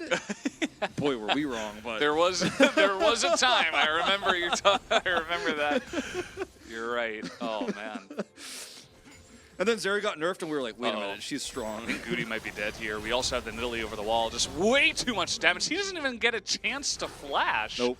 a really nice setup there as Bout roams to mid. Forest is right there, and they're just able to dunk on the rise. Really nice roam. The bot prio affords you this, as the Lux in this case. Gold card setup is so easy. And I mean, think about it. You have gold card into binding, into spear, all these guaranteed hits, all that extra damage. Lux doesn't even have her ultimate yet, but then you have Lux ult damage, ace in the hole. Okay, it's just getting... Caitlyn. Yeah. Yeah, what did I say? Did I say Lux twice? Maybe. I don't think you said Caitlyn. Oh, I just said ace in the hole, and then you... Yeah, then you, yeah, I thought you were ace in the correcting me hole. when No, you no, said no, Caitlyn. I was like, yeah, oh, man, not I said ace it in the wrong. hole. It's Caitlyn. Oh, okay. God Wolf. Ace in the hole is not a champion. No, sorry, I just... There's a lot to think about here. Caitlyn's range on top of it, you know, her Q, it's gonna be nasty. The whole kit and caboodle. She's got the cupcakes, you know, Yeah. little traps on the grounds. That's going to make things even more difficult. At least Diablo took cleanse. That's good for him. But he's going to be the only one that does have that, obviously. But definitely as the game comes along, and if T1 are ahead, you can see a lot of plays like that where they can abuse their range. Speaking of range, Vincenzo's like, one slap and I'm out. Yeah. Speaking of priority as well, okay, Bay is just in there. I don't know about that. I really don't know about that TP. He nearly dies, but it got the job done. Wasn't the cleanest gank I've ever seen. Getting 2021 Nongshim flashbacks. Okay, it worked. He got the kill for his team. The thing I'll say about Bay is he goes, okay? He doesn't wait. If his team says go, he's pressing R. He's going in. Did aggro the turret right away. And it was very scary as he's just in here taking a ton of damage. As he's like, oh God, oh God. Yeah. He Qs and then... The Lux shield saves him. If the aggro comes in a little bit later, he's fine. But he Q'd first, so... Yeah. It's okay. It's fine. He gets out scot-free. 2 assists and successful gank, as you say. Yeah. Seemed like Liv Sandbox kind of saw it coming as well. I mean, Vincenzo was right there. It just wasn't quite enough. Guti could not get into position. He doesn't have teleport. He was not able to realm warp on time, obviously. If Vincenzo has ult, you know, different story, right? But yeah, level 5, really thin window. They find Forest has 6 now. And Caitlyn can kind of lane by herself. This is not a situation where, you know, Rebel leaves his Zeri alone against Varus or anything like that. So you can just send Bout up to this fight. Which, on the other hand, like, Bout is incredibly useful at zoning in a fight like this. So, you know, what you lose is really nothing here. You win on both sides because, as you say, Smash can be alone, clear those waves, under turret. He's got the advantage in this lane already anyways. Has that extra pickaxe worth of damage. And then Bout can help peel with his Q. He can, of course, use his E to, you know, control the choke point. I mean, he's just so useful in those types of scenarios. So T1 pick up farm bottom side, 15 CS lead for Smash. Grab that Rift Herald. Plates down top side. Lots of advantages here. Now, there are some side lane opportunities, and you know, Zeri will eventually scale, right? It feels like we've had a lot of these games today. The meta is very similar to summer, so we have to... yeah. I feel like I've been saying this, the casting has been like the same for a little while now, but at least Worlds was a little bit different. I wasn't casting that one, but at least I was watching a different game for a little bit. July 17th, we were casting the LCK Summer, and I believe you said the same exact thing. I don't remember exactly, but I can, you know, I could probably pull up a VOD where we have said this many times. Goody's having a good lane, though. Yeah, and look at this. We actually have Vincenzo going for a gank in mid. Bay does not have flash because he had to flash away from the turret. And he's just going to die. So no vision there. And it's a Rise Wukong, who's level 6. So pretty nice calculation coming out from Liv Sandbox. This could just lead to straight up first Drake of the game. So Nobody cares about Jeff. Yeah. What's going on? Like, everybody was taking their Drakes at like 5 minutes, 6 minutes into the game, but all of a sudden Jeff comes in and you guys don't want to take him down? What's going on? Well, you know, you just always do that when you hit the Q, but it doesn't matter. And now he's getting the attention a little bit. Cool, cool. Guti has Realm Orb, trying to set up for a topside play here. Dahl should know. Yeah, now he knows. As Grand Challenge comes in, he's like, oh, can I escape? Well, no, you can't. He's not able to get the Grand Challenge either. Dahyuk able to kite it out extremely well on the edge of his Hextech Ultimatum and just allow his mid laner to set up the kill for himself. This is going to allow Bay to grab a plate here, potentially two, because he has a lot of support bottom side. Forest is down here. They got the Drake, and they're pushing this lane once again. Bay's not going to commit all the way to grabbing two plates, so he wants to go for another dive here bottom side, hides himself. He wants it. He wants it really badly, but doesn't commit, which makes sense because they have Herald, but he doesn't commit to the plate either. And he will, of course, be able to push this lane in, but I don't think he's getting that second plate. Nope. Nope. That's okay. There was a potential big opportunity bottom side there for the Destiny Gate to be opened. So you can see he's actually, because of that death, just a little bit behind in gold. Top lane basically dead even. T1 having massive advantages on the bottom side. It's like 2,500 plus gold advantage for the bottom lane of T1. Mostly comes in the form of not only the turret dying, but all the plates, the 20 CS diff for the 80 carries, the extra kills on both of them. It is going to be pretty massive. It's so early on in the game to have a big lead like that, but it's also somewhat expected when we took a look at the bottom lanes, and that's what I was saying, you know? It's very similar compositions, very similar setup, except for the fact that T1's bottom lane is so much better in the early game. And Live Sandbox made the same gamble in Game 2 here as they did in Game 1 in terms of how this comp is going to work. And Diablo, for different reasons, had to struggle in this game. Obviously, last game versus the Lucian, he was all in several times, had to back away, lost a ton of CS, died once in the early game, and then, you know, was irrelevant until we got to those later mid-game fights. In this game, it's just a function of how this matchup works. The Caitlyn Lux making a return here, and at least in this particular game, Guti has a nice lead. He has a 30 CS advantage. We did see the punish onto Dahl in the top lane, so it's not all bad here. It's a much closer game for Live Sandbox this time around, and there is potential for a comeback if T1 overextend. Yeah. But, you know, this is why I would say, oh, maybe pick red side and we'll see something different. But we saw in Game 1, T1 got out macroed, and maybe once again, this Camille gets further into a better position, because I wouldn't even call her very ahead, if ahead at all. It's pretty dead even. There's an angle. That was pretty cute from Dahl. Trying to just add in that extra damage with her post. Didn't amount to too much. Almost looks like he's trying to bait for Vincenzo to come up. Like, oh, look at me taking these bad trades. Might want to try to all-in me. Yeah. Well, speaking of which, here's Vincenzo, and the Grand Challenge comes out this time. He's got a TF on his way as well, but Dahl is being kited out pretty well. The knockup comes in, but the damage is not enough onto Dahl, who is going to survive. And now we've got Vincenzo all alone. He's got the second activation of his Cyclone. He's feeling pretty sad himself, though, and Bay is just going to pick up the kill. Meanwhile, T1 almost took a turret, so everything is going right for T1. They are 5,000 gold ahead at 14 minutes into the game. It was pretty telegraphed, and you've got to know, of course, if you're Dahyuk in this case, that Bay has the Realm Warp and can just simply, or sorry, the Destiny Gate, the other global ultimate in the mid lane, and can just come straight top. I want to watch the replay because I think that the Wukong ultimate could have been way faster. It might have actually been able to change this, because notice Vincenzo is here. And it looks like he's just out of range. Yeah, he used the dash on the minion. Yeah, and he flashed there very late. I think if he had flashed earlier, this probably would have been a trade of kills at least. And he might have been able to, with the second activation, get out when Bay came up. But a little bit slow on that one, so actually they don't end up saving Dahl, or rather Dahyuk in this case. Still learning all these players' names, so forgive me for mixing up old names and stuff like that. I'm trying to make sure I give everyone the proper credit. And we had a total of 12 plates taken by T1. They got all 5 in the bottom side, 4 in mid, and 3 in top.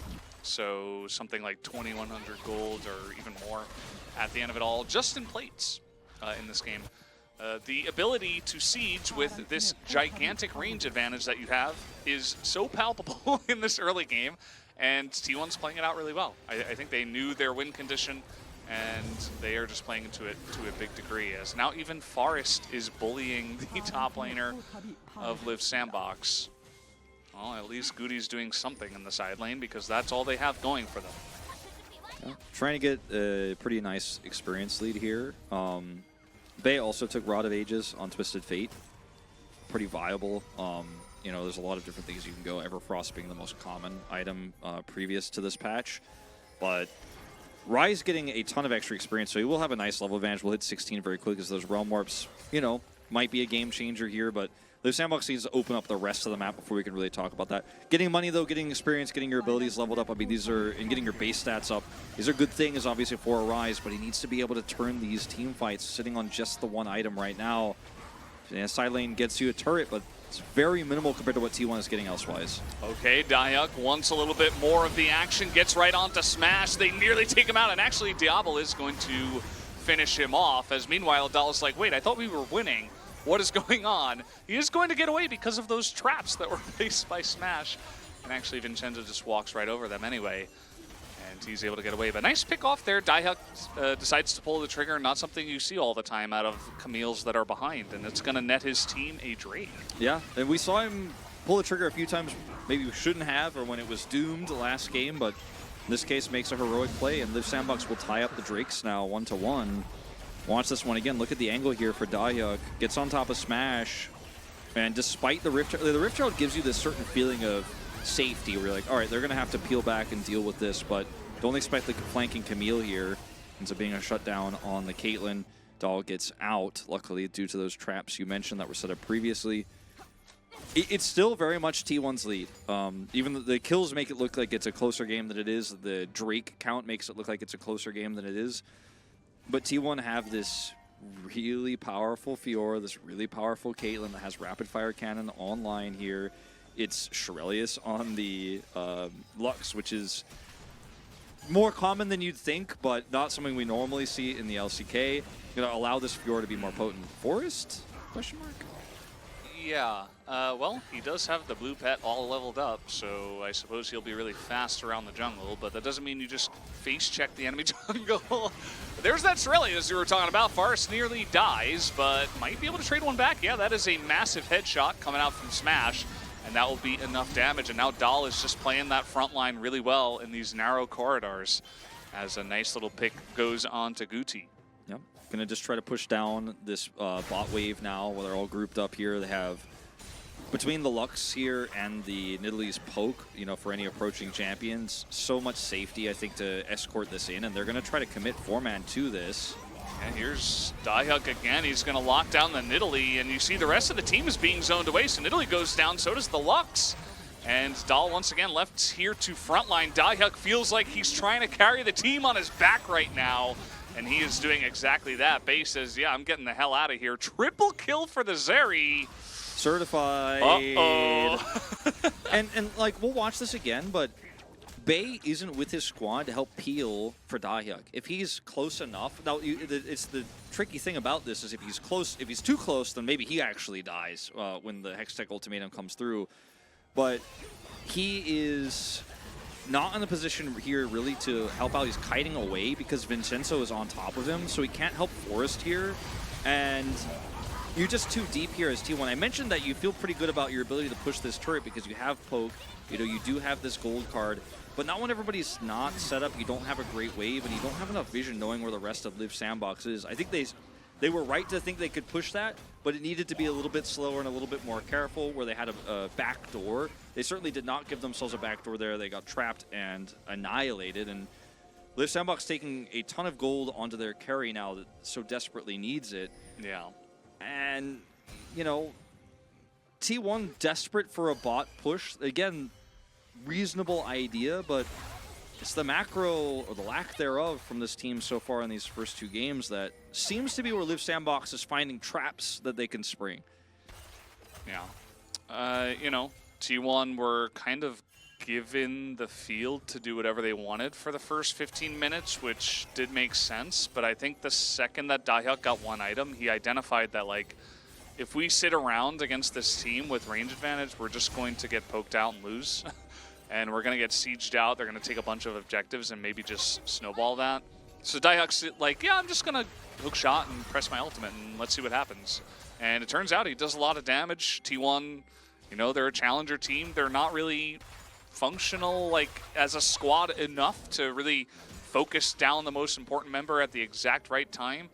And I think that Daihuck single-handedly is trying to abuse that a little bit, and he's doing a really good job. T1 need to play better as a squad if they want to continue with the lead that they had. Otherwise, you might find yourself a little bit behind in a Zeri moment as, okay, the spear is going to miss, but it doesn't matter because he's alone, and there are about a million other abilities that T1 has. Shutting down the Rise here, pretty massive. T1 not missing a beat in terms of stopping that side laning in this case, because that has been one of the problems they have. But this time they're like, all right, no, just use that Destiny Gate, gold card, set up the kill. Daihuck, though, I mean, you have to deal with one of the side laners, but this is what we were talking about in these 1-3-1 comps that Live Sandbox has played so well. A lot of resources go one lane, power goes to the other. Camille gets a whole extra turret and will force a response to your top side. And guess who's with her? It's Plan B and Vincenzo. And if T1 want to come up here, like, the amount of resources you have to commit to actually stopping this Camille is quite high. Dahl will be shut down by this teleport. And Liv Sandbox is playing the map really well. However, Drake has spawned here. Let's see if they're going to actually commit to a fight. I don't think they necessarily need to here. They have a Zeri that's on 2 items. But T1 are grouped. Just let Camille sit top.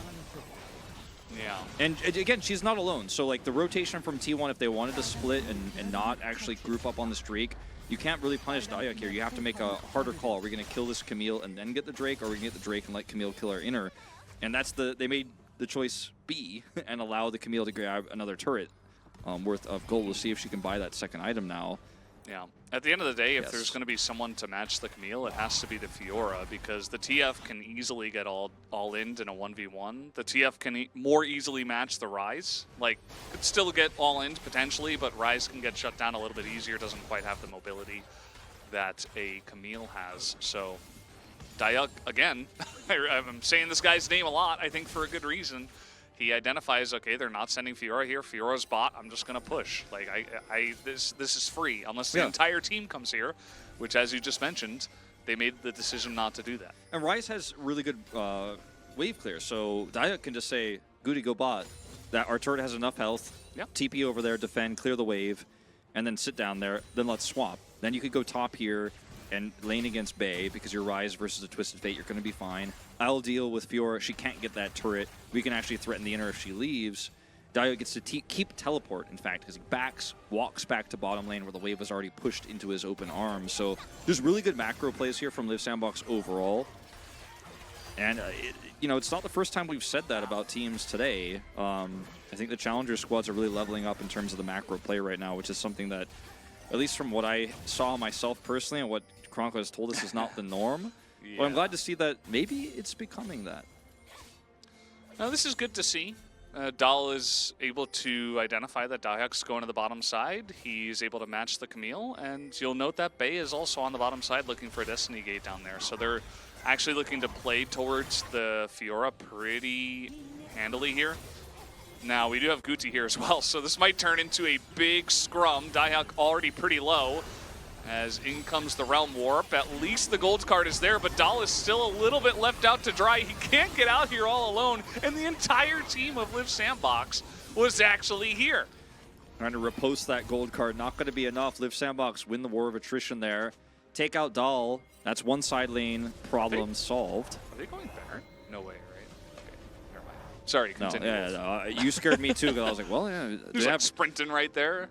I thought maybe. Liv Sandbox are like, well, let's make sure. It is T1 after all. It's not the LCK team, but it's their Challengers team, so, you know, birds of a feather. But the collapse there was really good for Liv Sandbox. They get a single target. It's the Fiora. Goodbye to Ravenous stacks. And now T1 in this awkward position where the Fiora is going to start to struggle against Daihuck, who's going to take a level advantage here pretty soon. He's just spent more time on the sides. Bay is bottom. Does not have ult, does have teleport, but coming in as a Twisted Fate here can get A little bit awkward. He's going to make the call to hard push that inner turret bottom side instead. Vincenzo taking a lot of damage. Vincenzo. Okay. Diablo going to get in front of that. Probably should have just let the Yuumi eat that, but not going to make too much of a difference. The big Bay's thing hard pushing. is that Bay is alone in the bottom side. He's not going to overcommit because if he gets picked off, there is actually a chance they just take a big objective like that. So he's going to take his money and run. Yeah, I think Live Sandbox there trying to start up a Baron to pull T1 off of the side and threaten a team fight, because their Zeri is kind of getting to the point. She's not on 3 items yet, but she's getting very close to I'm ready to fight. But unfortunately, aggro the Baron there not juggled very well. Vincenzo takes a ton of damage, and T1 are like, yeah, we just stop you with 4. Bait doesn't have to TP. They get nothing out of it, and Guti's Realm Warp is coming back soon. Doesn't have level 16 just yet. And he does push that wave out. Drake is up in 50. It's Ocean Drake, so... Or Lake Drake. Or what, is it Lake Drake? Lake Drake, right? I think it's Blue Drake. Yeah. It's up, but it's not soul for either team. It's relatively low value. Is T1 know this is happening? Yeah, I mean, this is on Vision. Live Sandbox can't realistically... I mean, they do have Ryze and Zeri, but T1 should absolutely look to punish this as Vincenzo looking for an engage, but at the end of the day, they've got Destiny Gate. They know where the Wukong is, and now this Baron extremely low. They're looking to get it down, and a massive Cyclone comes in. Vincenzo immediately dies, though, and that is the front line gone. Diablo is trying to get in there and do that Zeri damage. The Zeri moment has happened, and I believe he's got his Infinity Edge either way, looking at the damage numbers. Oh, man. He's not, no, he doesn't quite, but he's not close. Able to get in there and get anything done, and the Baron will not go either way. The Freak Edge isn't out yet, so... We're going to call it that, right? Yeah. We have to give him credit, you know, when it goes down to 40. But Baron doesn't go to either squad here. As T1 look to turn off of it to chase, and they have to back away from the Zeri. This is a really nice Cyclone, as you mentioned, from Vincenzo, down at 3.8k. W's early here, so already uses his Trickster. And when he looks for the engage here, the Zeri ultimate, which unfortunately without Infinity Edge, just not enough damage here. And look at the double root onto Guti Dahyuk. Neither of them could actually follow up because Bauta hits that critical root on those collapsing players. If they're both there to re-engage on top of that Zeri ult, then I think this is a wipe. We're going to game 3. Baron goes over to Live Sandbox, but huge root from Bout there actually really stops him from chasing forward, despite what was an amazing setup from Vincenzo there. Close fight though. I think fitting that no one walks away with a Baron. It wasn't a true flip, so they're trying to reset it to make it, you know, an official one. One to make Chronicler proud, no doubt. But not meant to be just yet. It's still very interesting to see Live Sandbox continuing to threaten this Baron. Again, I mean, when you're down in range, it is one way to kind of force the enemy team on top of you, and then you can turn off of the Baron. The problem is that it's taking so long and they're taking so much damage from the Baron that it's like, oh, well, we'd like to turn, but we're not exactly sure about our chances anymore. Okay, once again, starting it up. Cyclone's back up for Vincenzo. Yeah. Could have a very similar fight on our hands. This one looks like a flip. Or it looks like it was going to be a flip, as that is Vincenzo's clone. And now Destiny Gate comes out. TF is mid. Okay, he's like, no, okay, we're not fighting. I'm going mid. It's actually a good read from Bay. He's like, yeah. oh, this fight is over. Like I'm just going to push. Yeah. I'm just going to push. I was going to threaten that inhibitor turret while also being able to peel for anyone who tries to come through this choke point. And the game continues. Yep. No more blood, just dead minions. And Infinity Edge done here, obviously, for Diablo, but Smash has a whole extra BF sword in his inventory. Is looking very strong. The team fights here are really about the setup and the CC.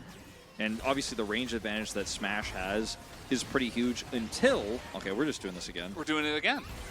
And, I mean, Dahyuk yes, on the flank. Diablo's got Infinity Edge at this point, I assume. Here's Dahyuk once again. Immediately has to go to his stopwatch. He's like, okay, well, I can't do anything here. And fantastic frontlining this time from Dahl. Unbelievable. He's able to shut down the Wukong. He's able to give room for his Caitlyn to do insane I damage think over the wall. T1 might have just gotten this game in the bag now because they're going to grab this Baron. They're going to have it for the timer they need to get the Ocean Soul, and this should be able to open up some of those inhibitor turrets with the composition they have and the wave clear. And so much of this fight is silly because look at the traps. Dayuk has to go over this wall in an awkward way. Hook shots in, immediately rooted. It has to stopwatch. Bout has played both of these fights perfectly, carried super hard in the last one to get the double root. This time instantly forces the stopwatch. And they just kite back. They concave, they have a range advantage. Your engage is dead. Come at me, bro, is basically what T1 is saying at this point. And Liv Sandbox like, actually, we'll leave. Not interested. And at what point do Liv Sandbox realize this Baron is not a thing? Like, stop trying to make it a thing. It's not a thing, right? Like, what was that, their 5th or 6th attempt? Yeah. Like, at some point, it's like, okay, you're going to get poked out. You're going to take too much damage. And they thought they had the flank angle from Dayuk, but again, as you mentioned, there was just way too much flank protection. There's way too much peel. You've got Bout who's right there, like they know he's coming in, they have vision of it. It's just way too telegraphed at that point. And even if you... That's part of doing it 6 times in a row. Even if the binding doesn't force a stopwatch, I don't know if you kill Smash there. He's got so much support. Realm Warp, one last ride. Oh, they're doing it. Yeah, one last ride. You know what? Bait is dead. It actually ends up working out. It might not be the last ride after all because Dahl nearly dies, and here comes Diablo. Nearly gets chunked out. Is now Dayuk going to go into that back line? He is alone. Immediately gets burst down a little bit too far ahead of his team. And now Diablo's going to press that flash button, and he's just nearly going to die. And he does in the end. Smash takes him out as now Dahl is just left unchained going in. And this game is just insane. We have completely gone off the rails. No. Smash splashed the wall to kill the Zeri. Like, that's how much he hates Zeri. That was like every single person in the chat was like, kill him! And Smash said yes and pressed his F key and went over the wall because of course he's an F flasher. And then he just killed him and instantly dies. He said yes, Twitch chat, I will press F and I will kill him. Yeah. And he instantly died. And then T1 is like, oh, we got the inhibitor. Let's go take Cloud, or rather Lake Soul here. The Ocean Soul. Blue Drake. Blue Drake, slightly turquoise. Yeah. And okay, crazy fight. Like, Diablo is like, ooh. I may carry this fight, but I may also... Oh, how did he get that? Oh, he did get it. It looked like it was super late, too. Forrest wasn't there. Oh, okay, yeah. I was like, that seemed really late. He like went in, he was like, peekaboo, and he was like, wait, really? Then he just smites it. It was down to like 900, which in this patch is too low. That's 300 too low. Yeah, but yeah, Forrest was just not there. They were just trying to sneak it away. And they knew he was coming too, like Bout was trying to root him. Man, this game is just insane. Like, if you tuned in now, you tuned in for the most challenger game we have cast today. That might be the most challenging game of the season so far, as we're now at 23 kills at 33 minutes. 7,000 gold lead for T1, but you wouldn't know it when you watch some of the Benny Hill moments that we've had. Inhibitors down for another 4 minutes or so here. Baron is going to be up in 2.5. Liv Sandbox, they're already waiting for it. I'm sure someone's like pressing tab and clicking on Baron, like Baron spawns in 2.5 minutes. Baron spawns 2 minutes. Guys, we gotta be ready for this. Right. Back off. It's a little early. We gotta be ready to take it down right away. Death Cap is up for Guti, who skipped the Zonia, or he's got to go Zonias, but he skipped it for now. He took a shortcut to some more AP damage. So we're on the path to that. Vincenzo, stopwatch, soon to be GA. We're getting to the 40-minute mark territory here potentially. I could feel it. I could feel a long one. Dayuk? What? Okay. It's just a massive realm war in the back line. And everybody that was in the front is just immediately melted. The Zeri is totally online. It ends up being a wonderful bait. Even T1 looked confused by that. And they kill 4 members, but there's no objective. There's no objective. But they killed 4 members. But the objective is to kill the super minions. Uh-oh. Goody a little bit alone here. Guti, and, no. Okay. Whew. He imprisoned him in the runes. Oh, Valdez, I can't. They got it. Okay. Yeah. Objective secured. Super minion down. Nice. Diablo 1, Super minion 0. This Okay, looks Dahyuk so wants- silly. But Dahyuk gets reposted here, and then the Realm Warp comes through, but it's not with everybody because Diablo needs to be at the back here, and then Guti just casually walks through. And I mean, he didn't go Everfrost, so he doesn't have that much appeal, doesn't have that much survivability. He's just going to go down here. yeah. It was a very sloppy engage, but I think T1's reaction was a little bit haphazard as well, let's just say. Yeah, I mean... My challengers producer said if you don't have anything nice to say, don't say anything at all. Yeah, that's might be the theme of this season. But, like, I think it was actually a really good idea from Live Sandbox, just because if you're going to win a fight, it's going to be on top of T1. They just, like, press their Realm Warp onto them. They're like, okay, we fight now. Do you remember... Yeah, everybody was out of position. T1 was like, no way they're just going to do this, right? As, okay, here we go, grand challenge. This Fiora is ginormous at this point in time. The flash in denied the gold card from the Hextech ultimatum, but the second one comes in, and it is enough. Guti will be able to take down the TF in the trade, and with everybody else coming in, Dala has to back away, but now they're going to go for this Baron. This is Guti, spotted. He has teleport and Realm Warp, so he should be able to get here. He's just going to go ahead and commit to the TP here. T1 definitely need to back away. A little late. A little late, but hey. Already saw they were backing away, but either way, They're going to get mid-turret. They're going to get mid-turret, Valdez. Mission accomplished. Dahl is like, okay, well, now your Rise doesn't have TP, so I guess I'm just going to do this. Oh, and the secret. No, Smash, where are you going? Oh, he didn't know there's a Right ward onto there. Vision. He doesn't know. Well, he might know now, but they're actually delaying any response to the side push. Who's Yeah, going to go back nobody for can the back. Fiora? Nobody can back. This is actually, this Oh, might no. just be game over. This might just be game. Yeah, I think Fiora might just end the Camille game. is 10 seconds? I don't know. Okay, well, Fiora's backing away. No steal comes in. The Baron will go the way of Live Sandbox. And Fiora says, well, there's not enough time. Okay, now can Live Sandbox all in the game? I don't think so. Even with 2 kills here, the inner turret in mid is still fully up. The bottom inner turret is still up. The best we could do is an Ocean Drake. Best we can do is an Ocean Drake. Gonna go ahead and grab this inner turret though, at least. Inner turret and an Ocean Drake. That's what you get for this one. I was worried that T1 was just gonna stop the backs and Dahl was gonna end the game. Yeah, if he had like 5 more seconds on the enemy Camille, maybe. Yeah. It was pretty close, though. I think there was a world where maybe he could have commit to it. Maybe they can end this. I mean, they have Baron buff. Yeah, it's pretty close. Diablo is kind of insane at this TP. point in time. Bout is nearly going to go down. They are committing pretty heavily for the Lux, and Vincenzo just goes down as the rest of the team is just hitting the turrets. They're just hitting the turrets. They want to end the game, but I don't think they have enough. Bout's giving the shields. It's not enough. Dahl is being chunked down. Diablo is gigantic. As Dahyuk says, get away from my team. Bout, yeah, I don't know about that one. Bout had ult, man. He could have tried to snipe him.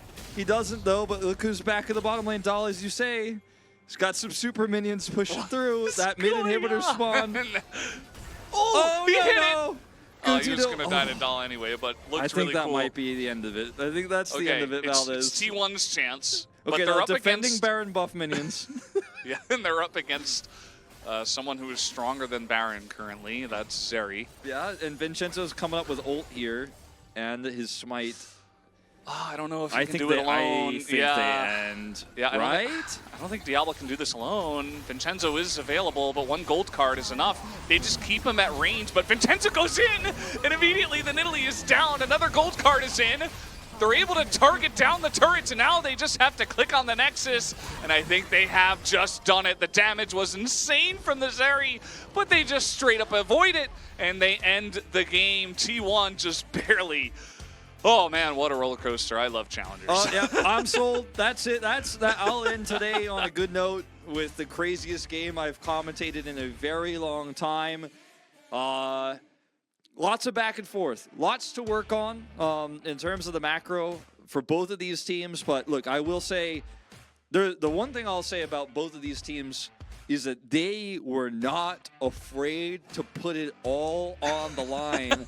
And as young as some of these players are, I mean, Live Sandbox, their average age is sitting around 17, okay? 3 18-year-olds, a 15-year-old, and a 16-year-old. With players that are this young, and this willing to just go and macro well, because we macro's one gotta of the do hardest things POG. to teach. Oh, right. Oh, I keep forgetting about this. Ooh. I think it's going to be Fiora for me. He did do a really good job, and the split pushing was good. Bout is like a close second for me. I almost Yeah. voted for Bout, and I went with Dahl. I'll join you. Yeah. I think he did a little bit too much. Like, they didn't even really have a front line, but he actually acted as a pretty nice front line. Like, the riposts were on point. The split pushes were good. He actually had Yeah. the highest damage in the game as well, which is pretty crazy when you consider it's a Caitlyn. There were a lot of moments in the last 10 minutes of that game where he was just getting, like, full grand challenge. Like, he hit, like, every side, and he's, like, doing massive chunks of damage. He probably did, like, half of his damage in the last 10 minutes, but still, a great game overall. And Diablo almost made it happen. The 15-year-old almost put the team on his back. I think T1, we came into this series knowing T1 Challenges was going to be the clear favorites, right? And in terms of individual skill, even with Smash being so new and so young, like, you know, he had 2 winning lanes. He won them super hard. And we did see Diablo struggle in some of those early parts.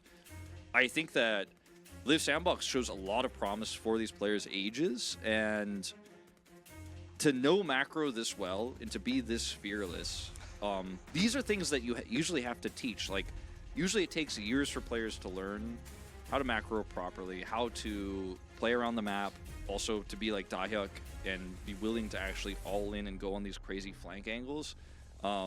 Usually you do that in scrims, and then you show up to the live game and you're like, ooh, I don't want to do this in front of people. There's like thousands of people watching online. Like, this is scary. And then you kind of choke in your early parts. But Dahyuk's already played in a lot of offline events. He's spent some time in Live Sandbox's Academy squad before moving to the Challengers roster. Yeah. I mean, these players start so young in Korea in the Academy system. By the time they get here, they're just so good. And Dahl's going to pick it up. Yeah. Fantastic game. I mean, to do that much damage on the Fiora alone is pretty notable, but his positioning on the Fiora, the decision-making, like, Fiora is a very difficult champion to play. I think it's part of the reason why, even in metas where she has been viable and a good pick in many metas, she was sometimes avoided at the higher leagues just because she's really difficult, right? Like, you need to be so on point with your mechanics. You basically need to be perfect at some points. But he showcased a lot of that, like a lot of great decision-making as well. So really got to hand it to the guy.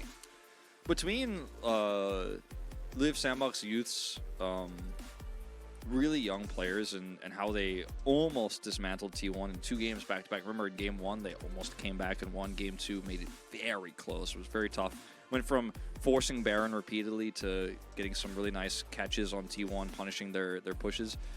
This team is, like I said, very young, so always exciting because these players are going to be around in the Challengers system for a really long time. Maybe we'll see some of them pop their heads in on the Live Sandbox LCK roster, too. I mean, that looks like one of the weaker teams we have in LCK, to be honest. Yeah, Dangmu, we haven't seen her yet, so like that's another hype thing about this team. It feels like they're bringing the romance of Live Sandbox back from the LCK.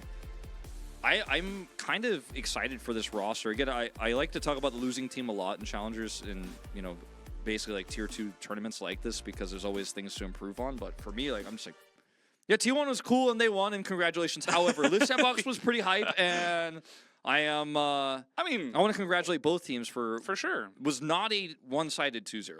No, not at all. And I think there's a lot to look at on the side of T1 and say, man, these guys are really good too. Yeah. Like, unfortunately, like, on theme of, you know, it's 2023 and the rosters are combined, like, anybody can go up to the major leagues, essentially. Are we going to see Smash replace Guma? No, I don't think we're ever going to see that happen. Are we going to see, you know, Dahl come in and replace Zeus? I think not in a million years. Could we see Smash replace Henna? You know, maybe. Yeah. Right? Because even though these players are on T1 Challenges, as I mentioned earlier, true, these players can be traded or sold to organizations around the world, right? And I think because T1 is a top 2 team in the world indisputably and my favorite to win the LCK at the moment before we see anything, you know, this team is being used very differently than a lot of these other teams. For Frederick Briand and for Live Sandbox, maybe like we might be calling these people up back and forth. You know, for Kwangdong Freaks, who knows? But for T1 Challengers, you're like, I'm using this team to scrim a little bit with my main roster, but I'm also like these players are on the market. You want them? Like, we trained them. We They can sell look them. pretty good. So a Smash lot of is those still guys. a little bit young for the LCK. Mhm. Maybe next year, though. He's 16, right? So, yeah, I mean, that could be something you're looking for the future. You know, if you're a team owner, make sure to follow LCK CL, LCK CL Global 2023 for all of your potential future prospects.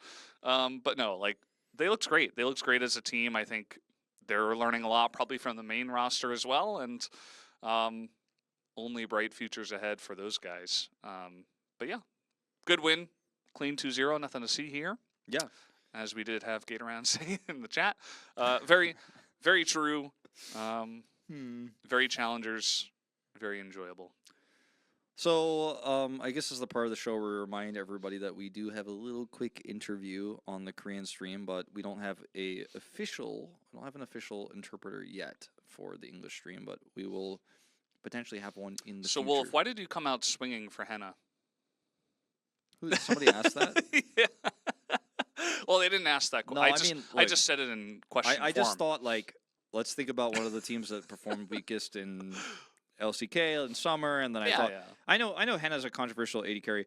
You know, and I know Atlas and Chronicler watching at home I am the biggest champion of Henna out of any caster in the world.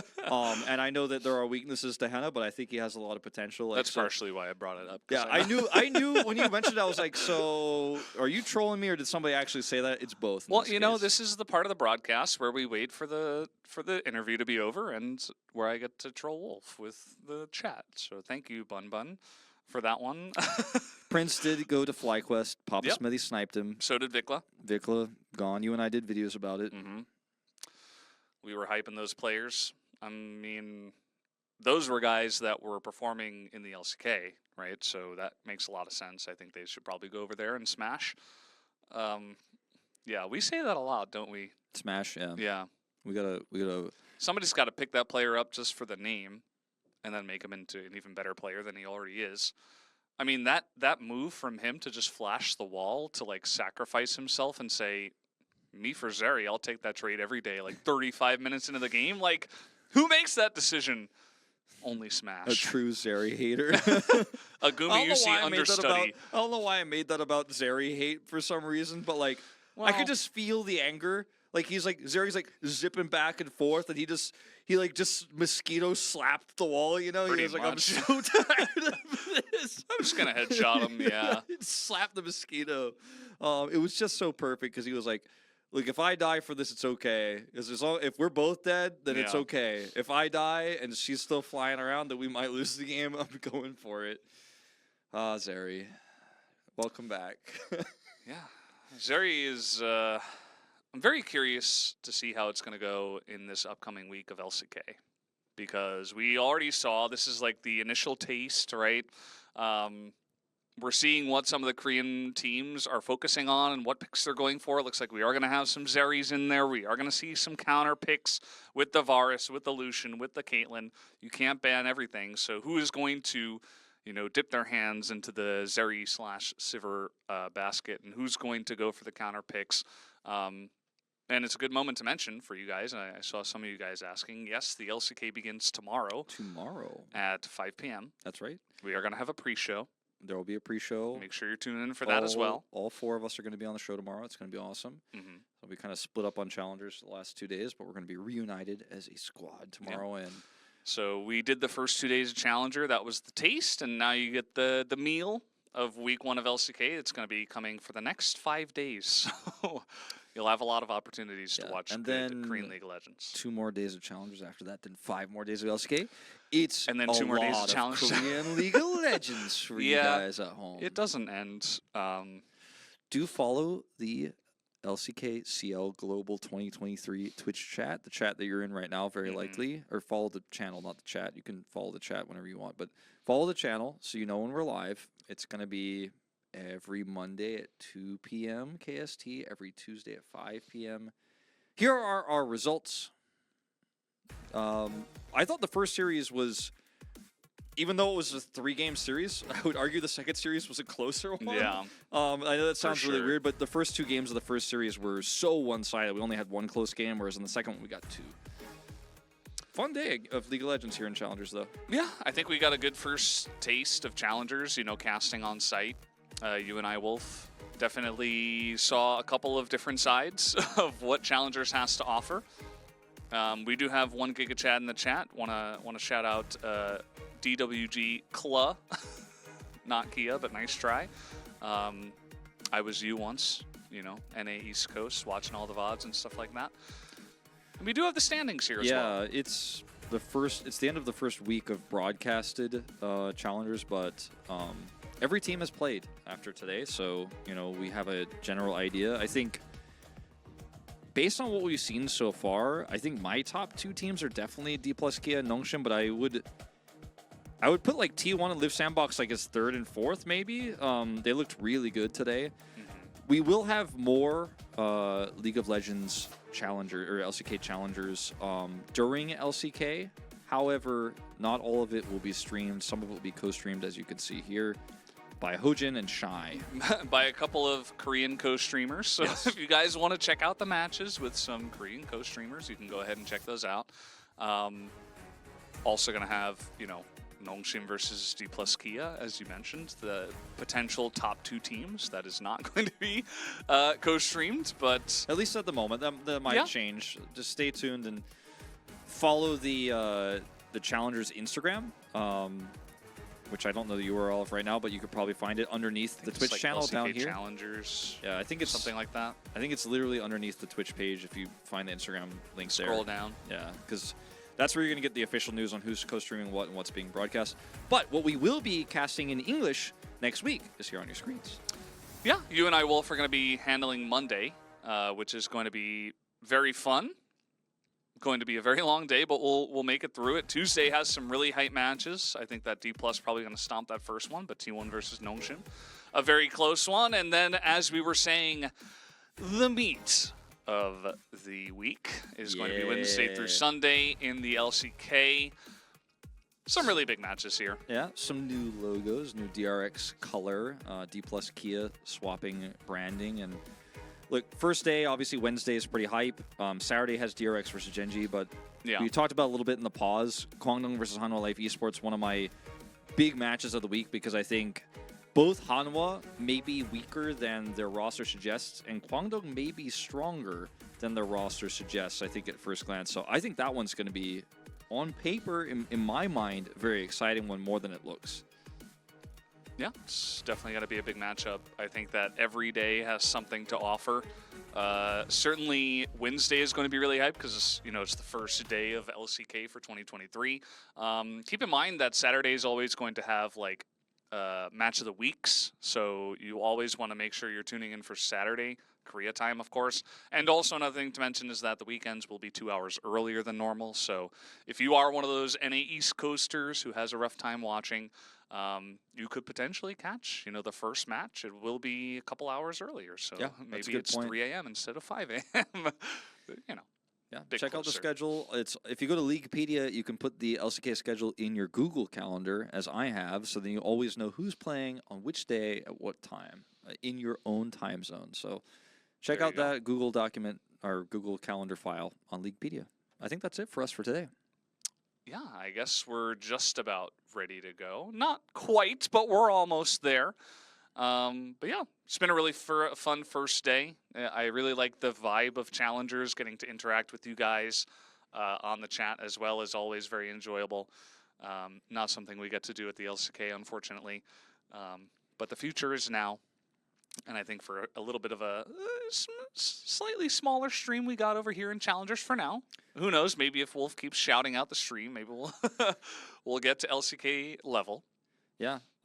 Last thing I'll say, a bunch of people asking for hints on the 2 new guests for the LCK. Look closer at the shadows, at the silhouettes. That's all I can give you guys. It's a secret. That is what the silhouettes are for. But that's going to do it for me and Wolf today. Thank you so much for watching LCK Challengers once again, and we will see you tomorrow for LCK and next week for Challengers. Take it easy.